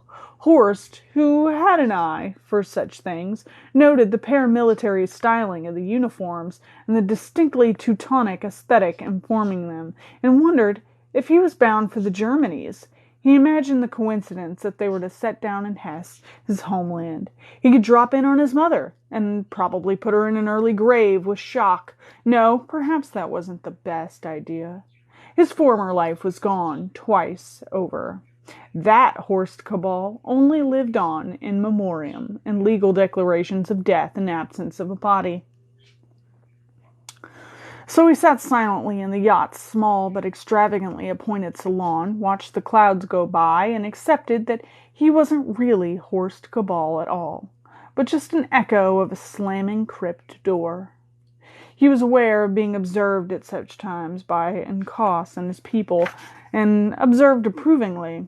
The more laconic he became, it seemed, the more seriously he was taken. Certainly his brown studies were far more in keeping with the image of saturnine Lord of the Dead, so he maintained them even when his spirits rose. Instead of engaging his keepers in conversation, he amused himself by practicing the abilities that have replaced such trivial things as being able to walk in direct sunlight without messily combusting. He did not care to practice the placing of the human will into neutral. It was too addictive a sensation. But he had always taken some pleasure in the remarkable bouts of speed of which he was now capable. They were short, a matter of seconds, but those few seconds he could travel with such speed as to become momentarily invisible. This he tried, and was pleased to discover he still did easily. Indeed, there was a distinct impression of improvement, which perplexed him. Where before he had found it necessary to apply himself carefully to navigating around obstacles, now it seemed so instinctive as to be reflexive. He hypothesized 2 possible reasons. Firstly, in his first bout of being vampirically inclined, he had been nervous about taking too much from any single donor in case he seriously weakened or, heavens forfend, killed them. His current experience, he realized, was the first time he had ever been truly replete. It made him feel powerful. It made him feel very good indeed.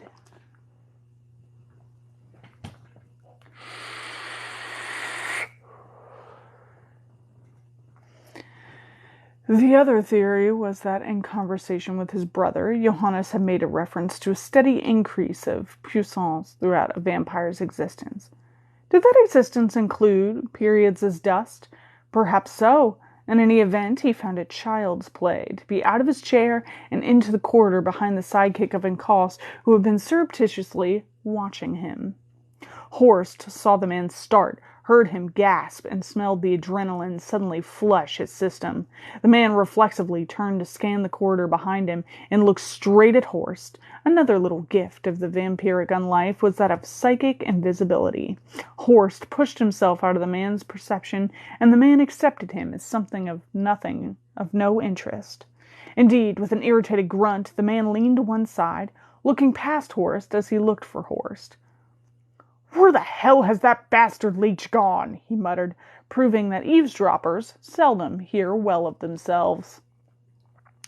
As the man scurried into the salon to search behind the bar, under chairs, and beneath the cushions, Horst strolled forward at a more human speed, but still repressing his presence.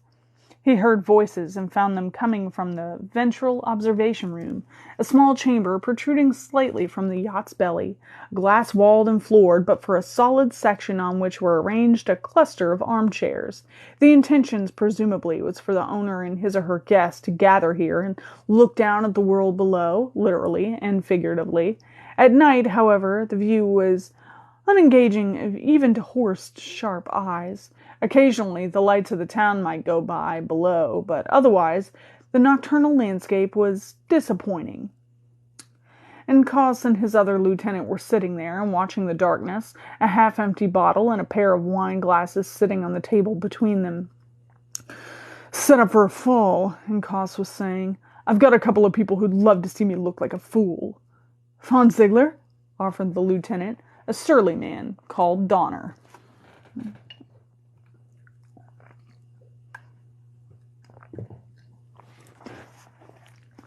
"Von Ziegler for one, arslicker that he is. I can't see how they can blame me, though. The mission's a success. We have the vampire alive, and well, you know what I mean. Up and around. Not what I was expecting, though." "Not what any of us were expecting. Do you hear what he said? He's never killed anyone? What kind of vampires never killed anyone? I don't understand why he was chosen. There must be others, mustn't there? Even if they're dust, we can still raise them. Vlad Tepes, Lord Varney, and we end up getting Count, Form, and Orderly Q." He touched the side of his neck and winced at the memory. "Ours may not be to reason why, but I cannot help but wonder if the Ministerium hasn't made a mistake." Horst raised an eyebrow. "The Ministerium? Interesting. Very interesting." He had no idea what it meant, but that didn't stop it being interesting. "I thought the order didn't come from them," said Donner. "What?" And Koss was taken aback. "Of course the order came from them." "Well, maybe via them," conceded Donner. "I thought Her Majesty insisted."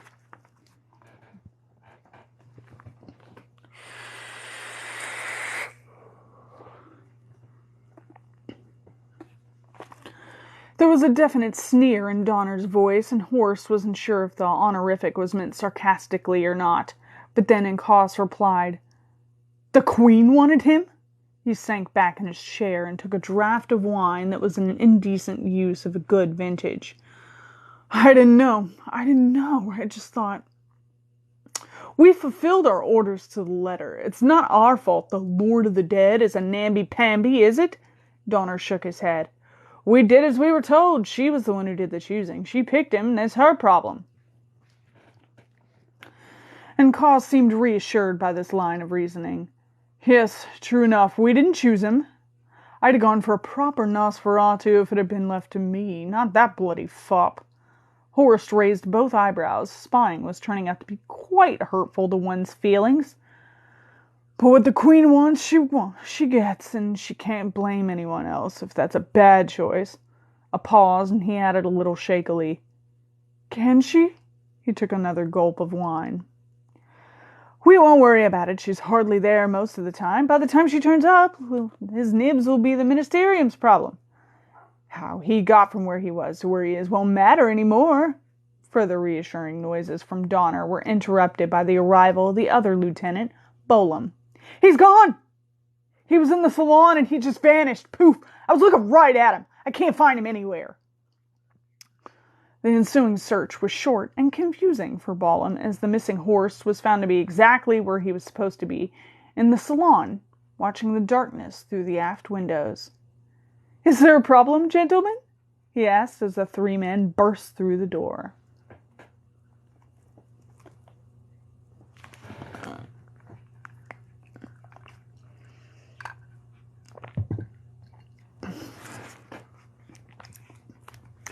As dawn approached, he was escorted to his coffin, perhaps more assiduously and with far more narrow-eyed suspicion than previously.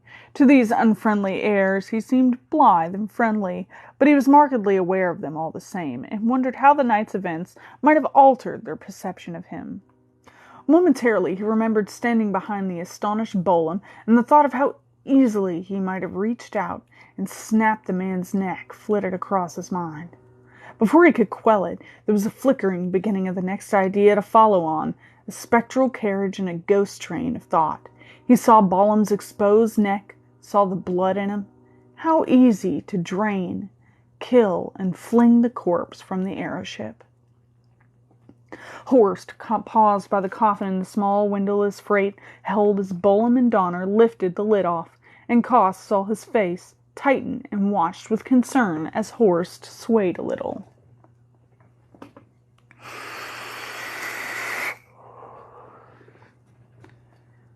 "My lord, did we leave it too close to daylight? Are you unwell?" Horst swung his head sideways to look at Koss.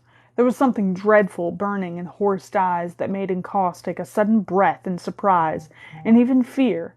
A sullen, dark fire that had no place in the face of anything human. "When we arrive," said Horst, and his voice was grating and unfamiliar even to him, "I will require blood." "Yes," and Koss blinked quickly. He had a growing sense of danger of a sort that was alien and terrible to him. "Yes, my lord, it will be arranged." Horst shifted his gaze forward, and Koss felt he could breathe more easily again. Horst stepped quickly into the coffin on its low bier, settled onto his back, and for the first time Koss had seen in their short acquaintance, crossed his arms across his heart.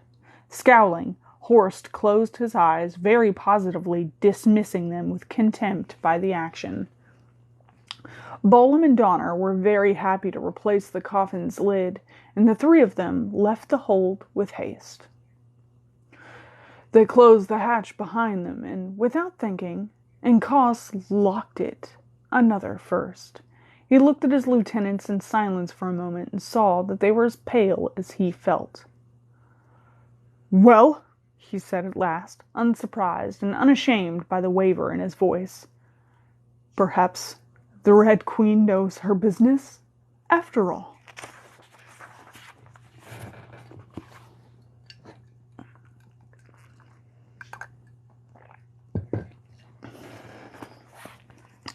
An interlude. "Would you be so kind as to fetch me a notebook, Horst?" said Johannes Cabal from his sickbed. "I keep a supply in the writing bureau there. Also, please charge my fountain pen and bring it with you. Yes, black ink. It's in the upper part, right-hand drawer." When he was supplied with these essentials, he settled down to fill the first few pages of the virgin notebook with a series of curious symbols, a coded shorthand of his own invention. Horst knew better than to interrupt. Finally, Cabal looked up and Horst asked, "Do you have any idea whatsoever as to how they resurrected you?" Horst shook his head. "I was dead for much of it. All I saw were some people in robes. There was a bit of chanting going on, and as I recovered my wits, but that dried up pretty rapidly. Do you recall the language in which the chant was couched?"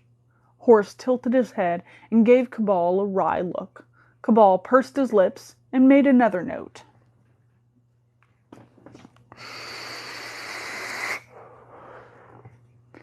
Subject unable to identify even the language of the ritual due to lollygagging around in his youth instead of applying himself.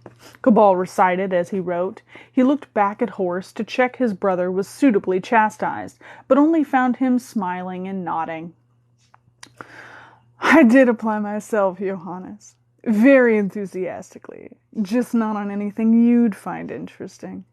He leaned forward and said in a confidential tone, "My lollygagging was of a very high standard." "Get away from me, you vile sewer," said Cabal coldly. Horst's smile widened. "You really have missed me." "I..." Cabal wavered. He closed his eyes and said, "Yes, I really have." He reopened his eyes and was relieved to find Horst looking somewhat surprised rather than smirking. "I bear a soul now, Horst. A wretched nuisance much of the time." "Much of the time." He waved his pen impatiently at the momentarily befuddled vampire. "Carry on. What happened when you arrived at your destination?" Horst took a moment to gather his wits and returned to his tale. And that's the end of chapter 1. So we got to the prologue in chapter 1. And there are technically 18 chapters, but there are 2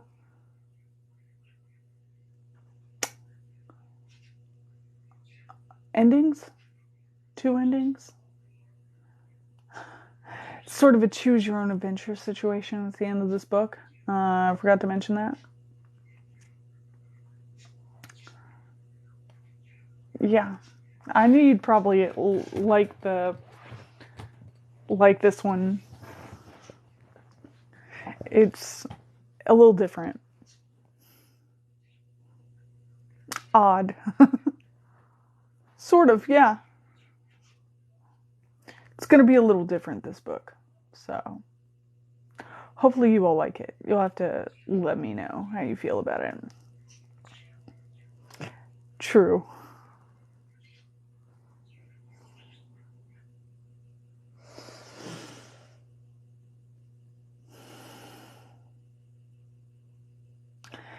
Same. I appreciate the difference in almost genre of book that we're dealing with. They all have their own flavor to them, you know? I don't know. It makes it more fun to read the next one because you don't super know what you're getting into. You know the characters and you know the layout, but you don't always super know what you're getting into. Every single book I started for the first time, I was like, this is different. And it's been really fun every single time.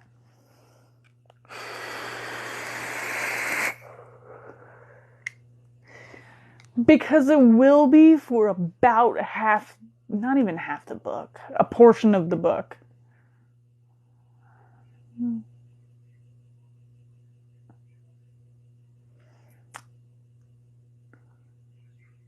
But it does have a little bit of a good flashback kind of deal. Glad you're liking them. We're getting into it. It's gonna be fun.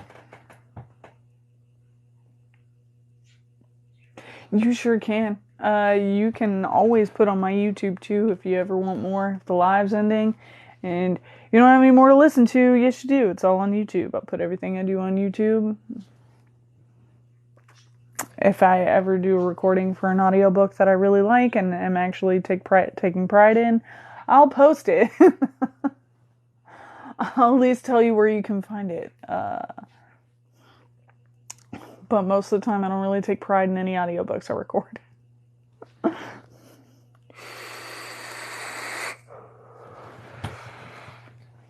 But all the short stories are on there. All the rest of Johannes is on there. It's a really fun time. And there are 3 other whole books on there. So if you haven't been to the YouTube, check it out. There are also every single Johannes Cabal short story. And presumably whatever we do next also go on the YouTube. Some of them are audio only. Tara the boss dogs while she's gone. Lame. I understand it though. I get that you gotta go. Bye, Insomniac. I hope you have a good night. Thank you. I read you because it's fun and because it brings comfort to a fair amount of people. And that's fun for me. and nobody likes it when I follow them around and read. So I normally don't share anything with anybody. Oh, no. After that cat goes in heat, I would definitely take that to the vet. Take them to the vet as soon as you can and take care of that. Get them fixed. Because that's a lot.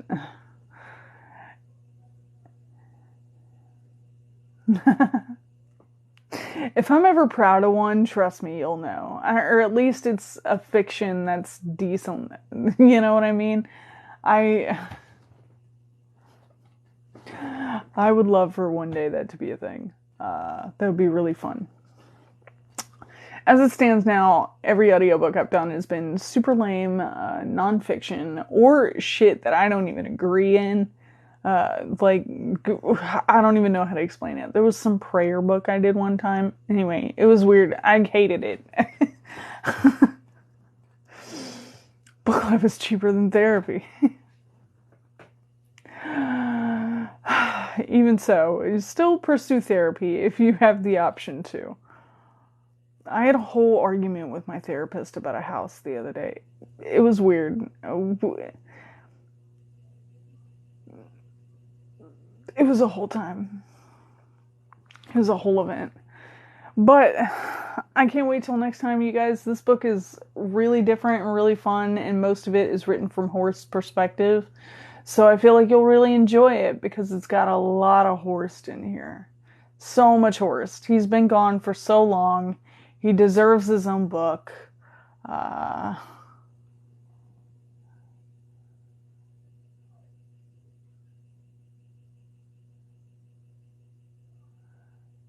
Hey man, you do you.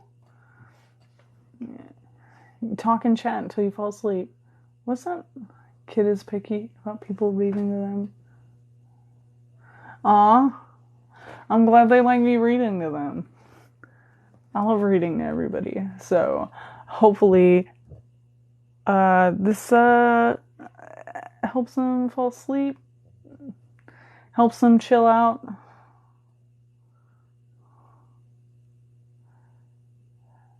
Sports are good for that. I was never big on a team sport thing, but physical activity, I'll run and do yoga all day long. So, and that can help with depression. It doesn't substitute medication if you need it, but definitely can help your mood if you're really going through it. So, hopefully volleyball will help.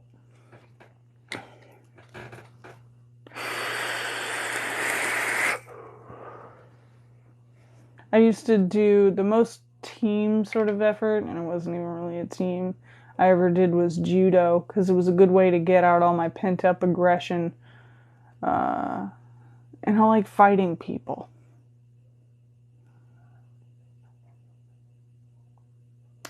I've won over a dog.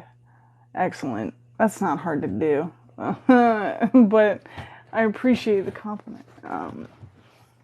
That's okay. If you've lost your phone to a pet, sibling, and or child, just turn the volume up.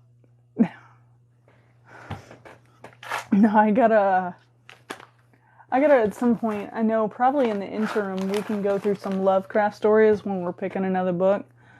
So there will be a lot of like individual shorts that you can just play on YouTube if you ever want to. That'll be a nice thing to have, I feel like, in the interim. I'm not sure if we'll leap directly into it, if we'll have another couple of lives where I do like a reader's pick of short stories. I really like reading short stories anyway. They're very fun and they can have their own standalone thing. So that'd be like a fun thing to do in the interim if you have suggestions for that. I know I have several horror compilations in this house, several fantasy compilations in this house, and we could always go through those. It does. At least it helps with my dysphoria, and that's why I do it a lot. I did it this morning.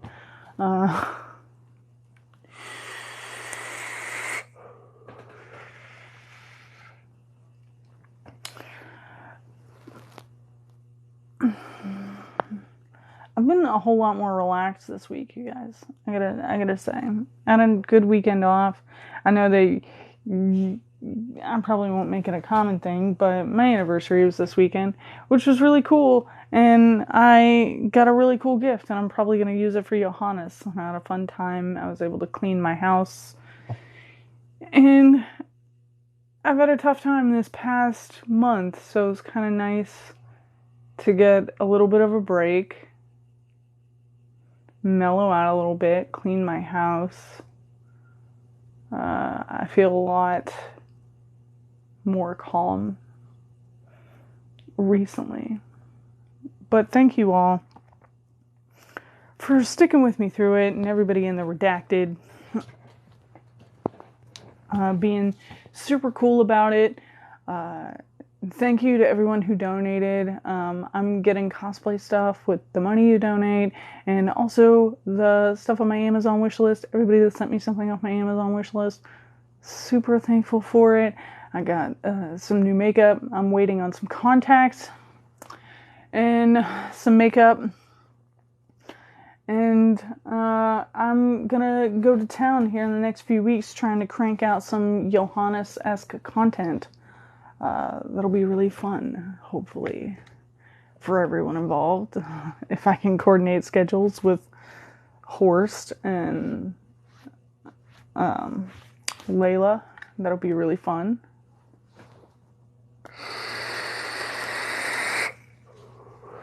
And I got my car fixed. Which was one of the main contributors of stress, like the week before last. When we were finishing up the last book in the short stories, I had been out of work for almost 2 weeks because my car kept just messing up, spraying coolant everywhere. And we got the replacement part, installed it, and then another pipe burst, coolant everywhere. And so for like 2 weeks, legitimately, I've been working on this coolant issue, and I finally got it sorted out, and I'm taking my car to get an oil change tomorrow. And, I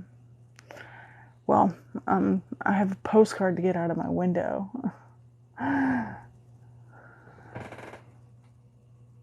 No, I always normally wear contacts anyway because they're prescription. I normally wear these contacts all the time because they're the most comfortable and probably the most natural of all the ones that I have.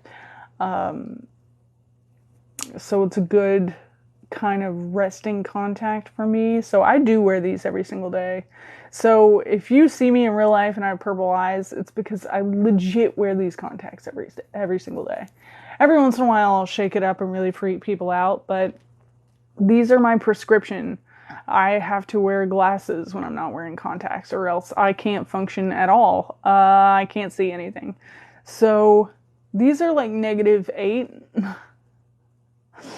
My eyes are really bad, you guys. So I genuinely walk around with purple contacts in all the time. So if anybody actually thought my eyes were purple, they'd be pretty spot. Because they are always purple.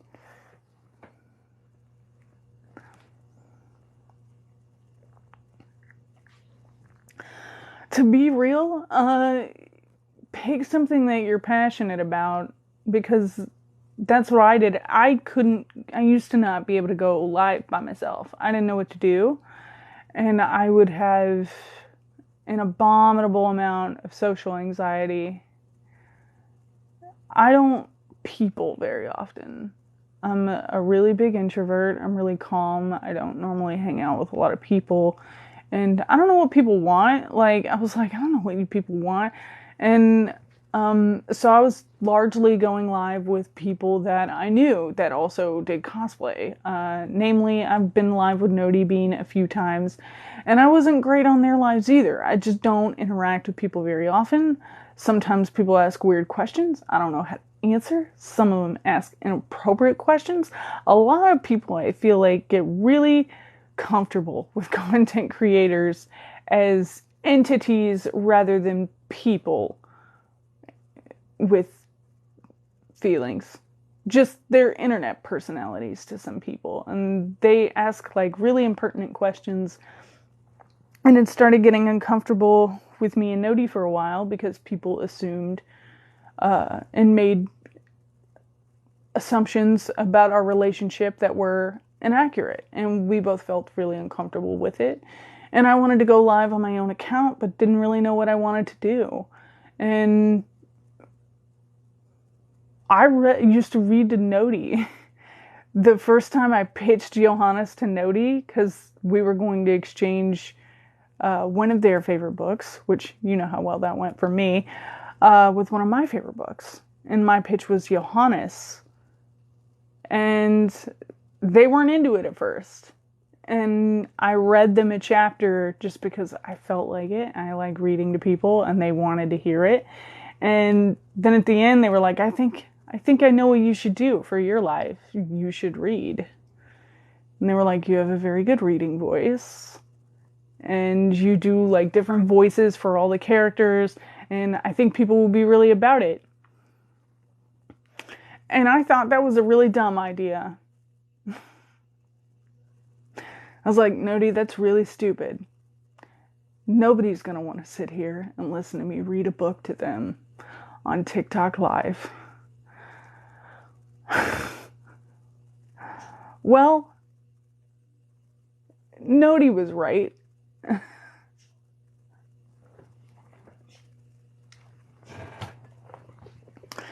So, and now I have a whole book club worth of people that show up here every single week to hear me read a book to them. So whatever you choose to do, make sure it's sustainable. Make sure it's something that you enjoy doing. And you're not going to grow tired of it. You can keep it up and you're going to have a fun time with it, as well as, and well, not to quote Horst here, but when you're passionate about something, it translates. So pick something that you're passionate about. Yeah, I know Nodi Bean. They live about 15 minutes from me. I just watched their cat for a week, and we used to go live to each other all the time, and we have matching Pikachus for some reason. But we're really good friends. So I've never interacted with Dinky Darling. I'm familiar with a lot of their content. I'm a big fan of theirs. But we've never spoken. Once again, I don't proactively talk to people. Me and Nodi just sort of met by accident, and we both live in the same town. So we started hanging out and figured we have a lot in common, but just opposite personalities. And they don't make me feel uncomfortable, and I don't make them feel uncomfortable, and this really weird collaboration of they're too much and I'm too little, and together we are the perfect combination of friends somehow. So, and I think that's just how it's worked. But I've never been introduced to Dinky Darling, and I do not feel comfortable reaching out to people that I don't know.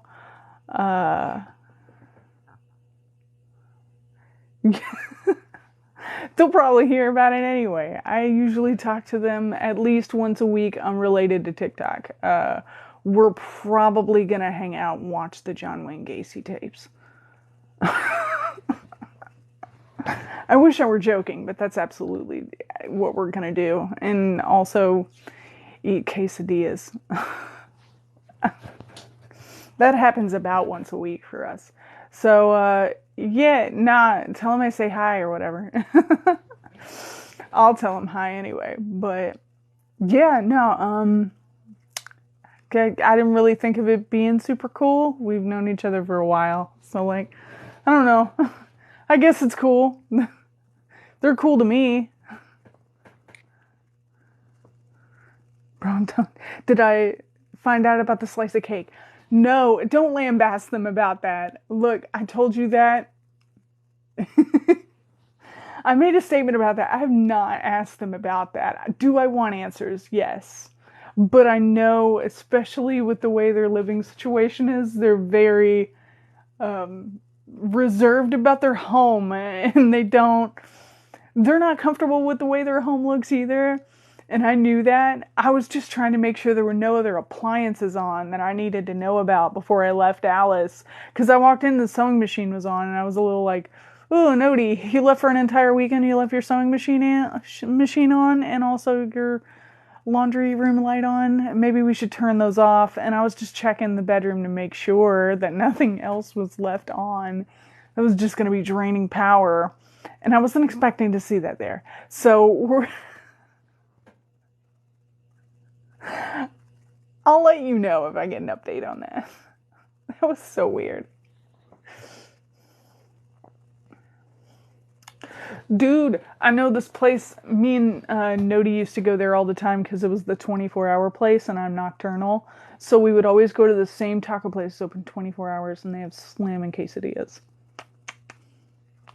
And normally, I'll either get a shrimp burrito or a shrimp quesadilla, and then they normally get a chicken quesadilla with onions, and then we watch a murder documentary and talk about nonsense.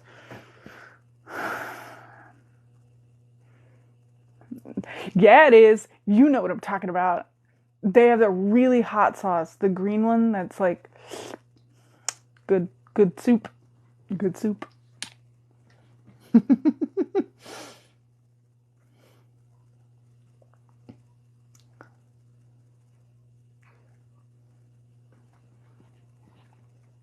I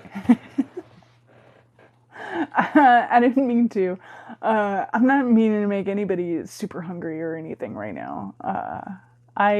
Good soup. I just really I like Mexican food a lot. I like Mexican food and I like sushi, and if it's one of those two things, I can eat it every single day of the week. And that Mexican place has saved my life more than once. It's open 24 hours. They deliver. It's excellent. So they can deliver for when I don't want to leave. They have the drive-through 24/7 every single time I'm really hungry at 3 a.m. and have nowhere to go. And me and Nody used to go at least a couple times a week. And now our schedules have had trouble aligning. Their schedule has switched from Monday to Friday, and mine is Thursday to Sunday. So we share no days off anymore, because my off days are Monday, Tuesday, Wednesday, and then they work every Monday, Tuesday, Wednesday, and we're having trouble coordinating, which kind of sucks because we really used to enjoy shooting content together and going live together, and it hasn't happened in a long time.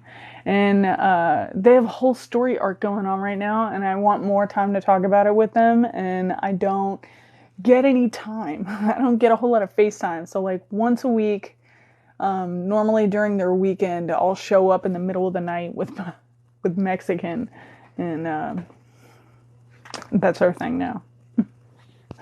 But you kind of can't shoot.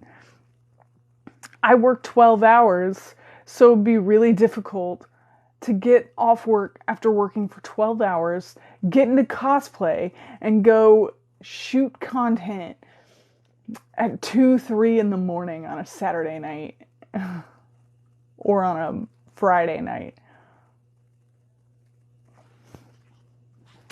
which would be super fun, but terrible for me the next day. I'd have to get up and go to work the next day, and I'd spend the entire night shooting content.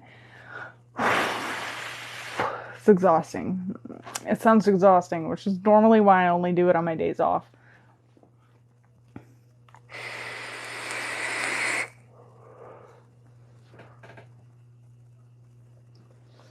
Are you okay? But I love their shockwave content. It's super fun, and I can't shoot content with them anymore. But we're trying to work out a schedule to where we can at least get some Horst content in before Johannes launches, which hopefully if I can get everything situated and I can get the shots that I need and the equipment works, I'm hoping I can start soon because I'll have the makeup for everything else, I think. I'm still short a couple of weeks. Anyway, I know. I went over to their house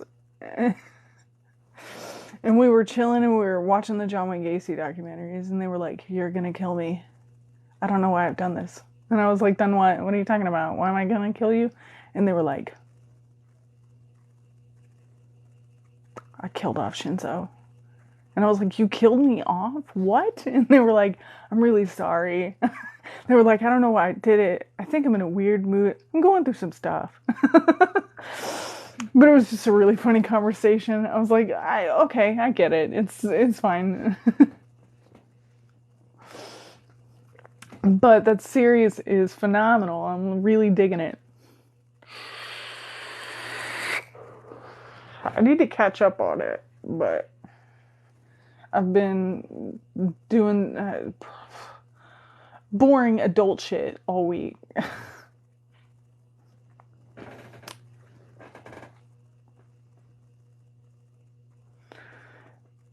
But hopefully I get more time to spend on content once I rearrange my schedule and everything.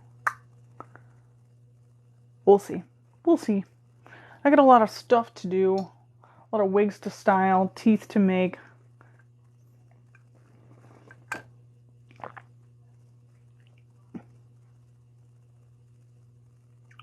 Yeah, don't spoil anything. No spoilers.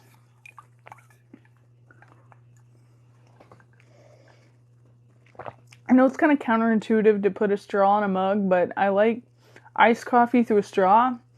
And I wanted it to be iced because it's really hot. But I like this giant mug that Crimson sent me.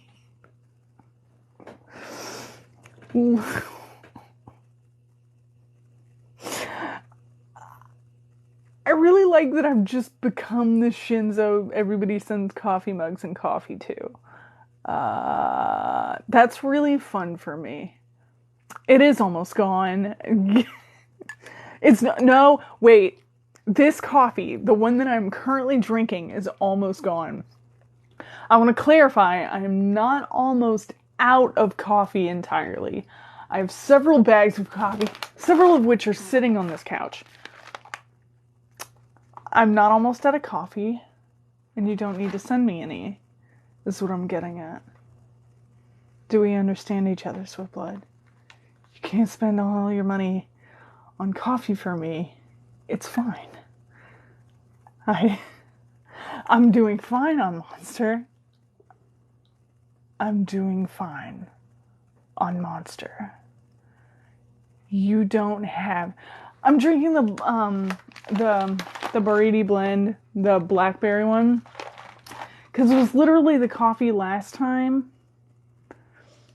when me and Chris were drinking that kind of other coffee that was supposed to be fruity, but it was like not fruity in the way that we wanted it. It didn't, because when they said fruity, I'll tell you what I was thinking. It's when you have a good, like, bold-esque coffee and it has that kind of, like, citric note in the back of your throat. And it's, like, a really enjoyable, like, palatable thing. Not watered-down coffee milk with a very strong fruit juice-esque cherry in it. That is not what I wanted and not what I anticipated. This is exactly what we wanted from that experience, and I know it is. It's the lie coffee. Yes, the coffee that was lies. This coffee isn't lies, though. Ooh, when you come over, Dad, hear me out. When you come over, I'll make you some of this. Make it a little bit stronger. You really get that heavy note in the back of your throat, the one that we really wanted. Anyway, sorry, enough coffee talk. Sorry. That was a very niche conversation. You reach over and bag and grab him coffee.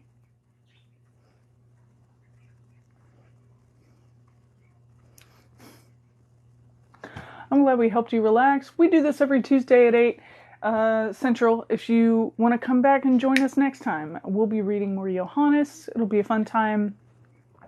And if you want to check out more, you can always check out the YouTube, where you can find every single live that we've done with a story attached to it, and you can listen to all the rest of the books. Potpourri. Good. I hope to see you next week. You have a good night. I'm probably going to get off here soon anyway. Books, cats, and coffee with Toshi.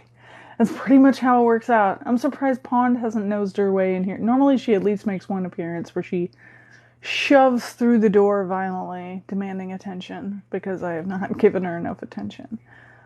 Maybe I have given her enough attention today. I'm pretty sure she got a lot of attention this morning, because she wouldn't get off me, so I was just petting her. And I spent way longer in bed than I meant to, because I was petting my cat. I meant to get so much more content shot today, and now almost all of my shots are useless unless the adjust clips function mysteriously comes back. So upset. Nice pun there, maybe. Nice job. Nice job. Yeah, I can't get up. If the cat's laying on top of me, I'm just not going to work. Like, it's going to be a tough day for everyone. Woof. What do you do? Okay. Sorry. Technical difficulties. Ooh.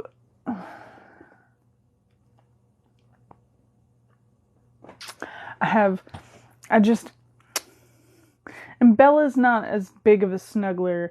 She will, like, lay down on me for, like, 5 minutes. And then, I'll tell you what she'll do. She comes up at night when I'm trying to fall asleep. And she'll kind of pad up, and then she'll post up somewhere. She'll walk around a bunch in a circle, all around any random part of my body. And then she'll pick a spot, sit somewhere, make biscuits for, like, 10 minutes. 15 minutes. And then she'll finally lay down. Painful biscuits, mind you. And then she'll finally lay down and get comfortable. And she will lay there for 5 minutes before violently darting off the bed.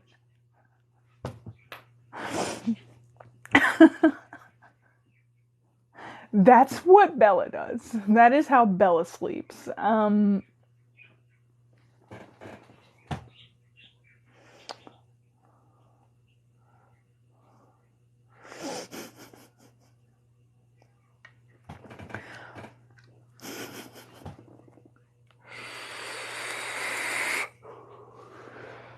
But Pond will post up the entire night in the same location. If as long as you don't move, she won't move.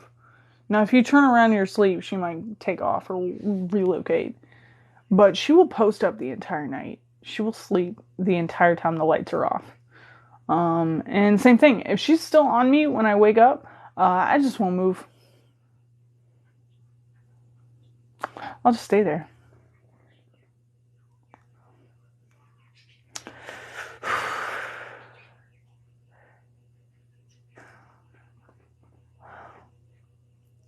You might have your work cut out there for you, maybe.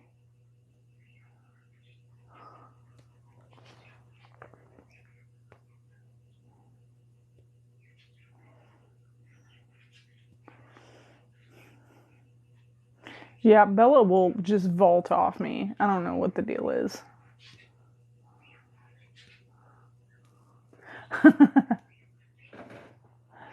Pond would be the greatest at cutting off your circulation if that were one of her preferred places to lay. Like, if she decided to lay on my arm, we would be a TV static arm all the time. But as it is, she has two modes. One, she is curled up on my stomach and has not moved, curled up on my head and has not moved. And the other mode is violent strangling, and that one is where she'll climb up to right about here and then press both paws directly into my throat until I cannot breathe, until I wake up. And she'll just make biscuits on my throat. And she is a heavy cat. And I can't. Oh, yeah. She'll actively. It feels like she is trying to murder me because I've woken up more than once to her violently making biscuits on my throat. And I'm like, that's not gonna work. You can't do that there.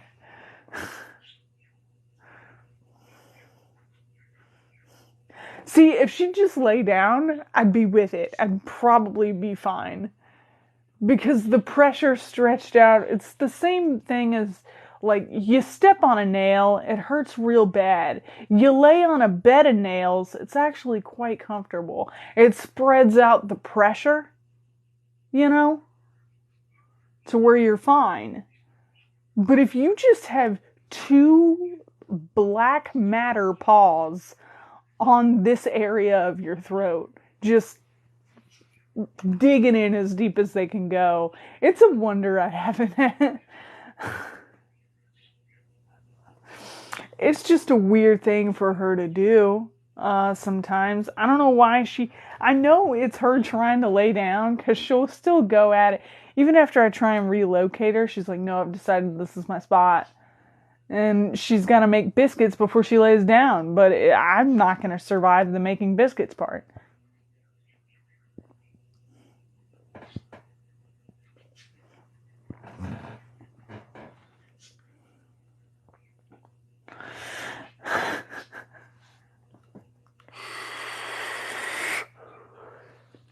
I will say Pond makes an excellent pillow if you're just laying your head on her. She won't move. She does not care. Now, she doesn't like being covered with a blanket, but she will let you lay your head on her. She's a great pillow. Don't worry about it. The conversation that is happening in the comments right now. That's what they are. They have the density of... She's already a heavy cat, and then she puts all her weight into one paw at a time and digs in. And I know I'm not the only one she does that to. It's an ordeal. Cat is... She can't help it. She's big. She's trying to get comfortable. It just so happens that the most comfortable part is just right on our chest. But that's what they are. They're black matter paws.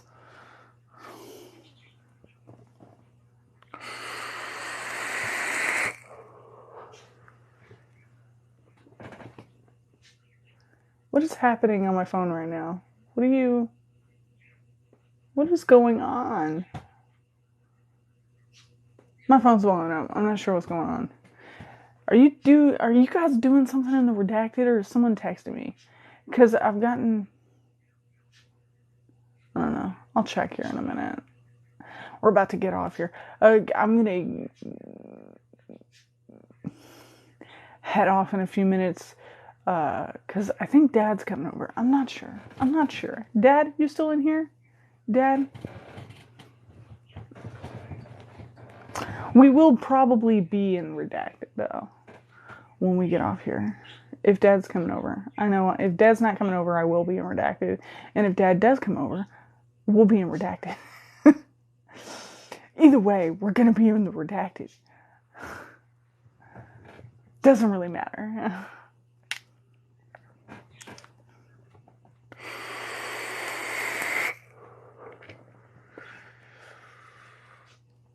Should be a fun time. Dad was over here last night too. I was making wig soup.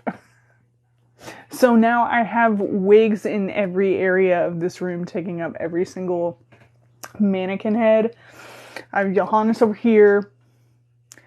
I have Johanna Cabal over here. I have Denki up there. Yes, bring the game.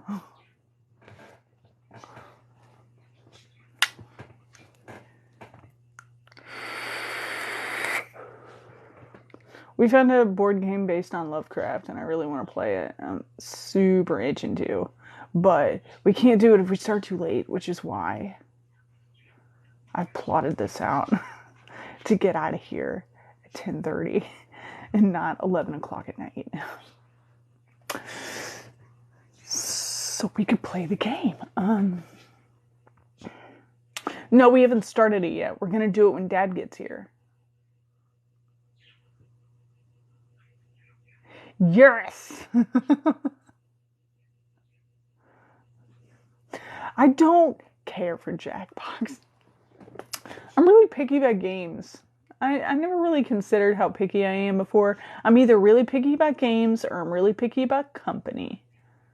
Because I'm going to be real with you, I don't hate board games, but for a long time, I just thought I hated board games.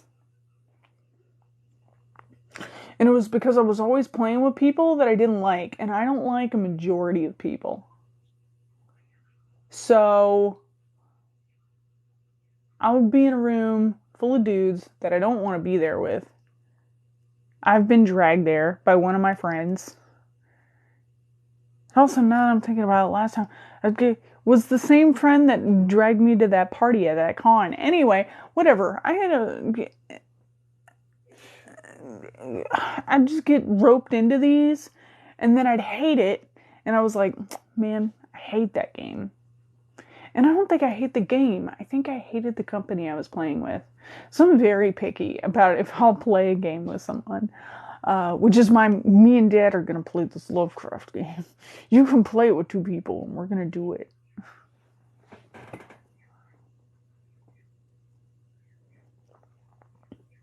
Yeah, I know, like, there's like an app or whatever. We all played it on, I don't know, someone's computer or console last time I played it. I don't know, it's been a long time.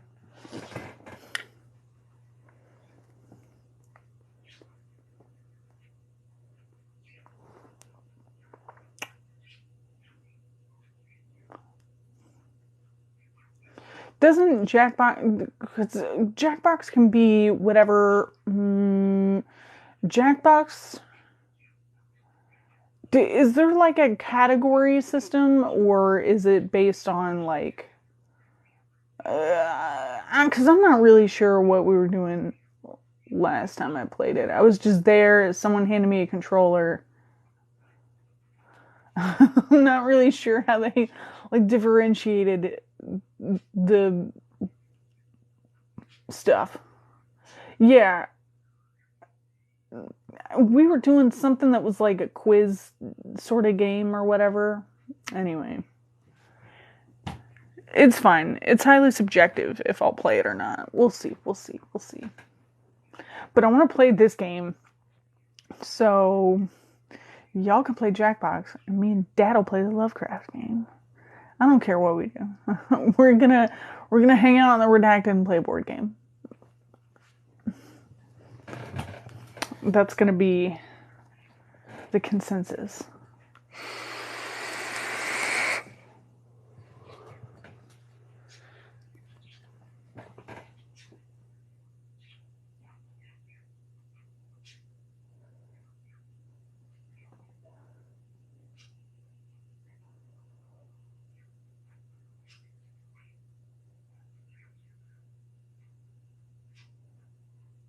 Genshin updated? Sorry.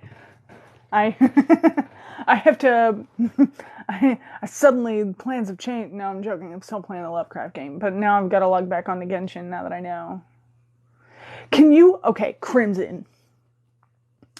You've done the teapot quest, right? Where you get the teapot, right? Teapot? Galaxy teapot? You know what I'm talking about. Liminal space, the teapot? Cool. Okay, can you place your fucking furniture yet?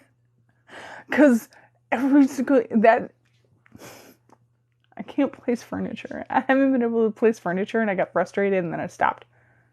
And then I stopped doing stuff.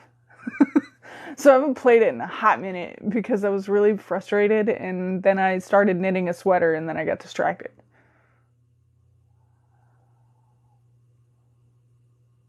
Can you place furniture now?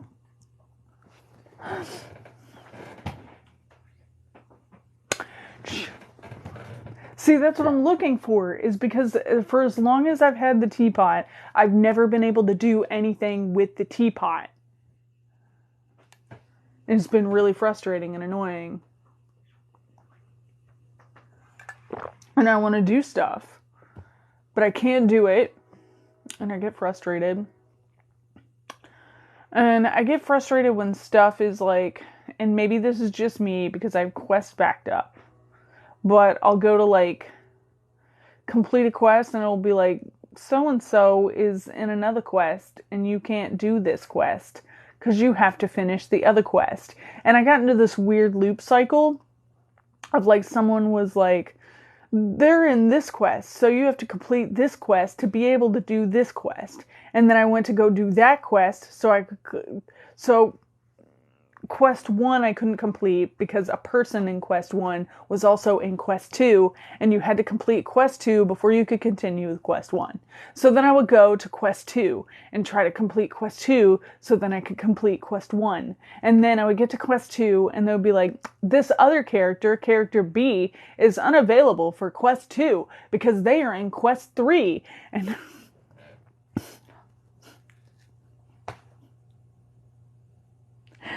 And then it would continue. And it was a cycle of like 4 quests that were all conflicting at the same time somehow. And I couldn't I was like, no. Can't do it right now. I'll figure this out later. I'm getting so frustrated that I cannot function. And now I've decided that I'm going to shut this off. And I'm going to make a sweater.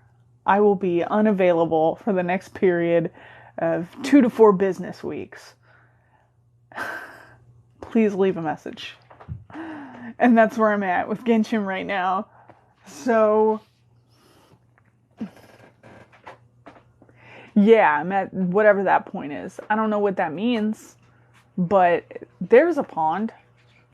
Been with me all night. Here you go. Oh, baby. Pond's here. I received a cat shipment. Yeah?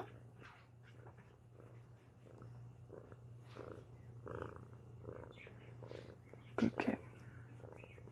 She's such a good cat.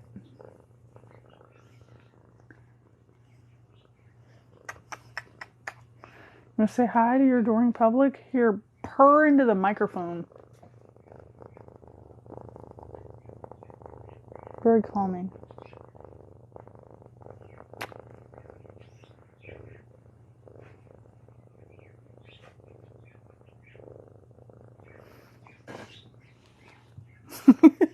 Can you really? I was just joking. I didn't think it would actually be audible. Aww. Yeah, you can sit right there. On your way over, I'll have to get off this live. Alright. There's nowhere for you to sit. This entire seat is covered in coffee, a Pikachu, and multiple books. So, hold on.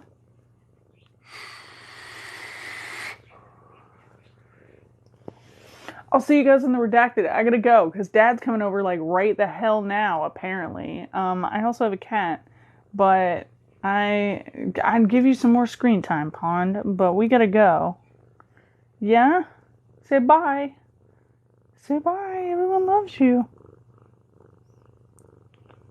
Can you tell everybody to show up next Tuesday at 8 p.m. Central to hear me read more?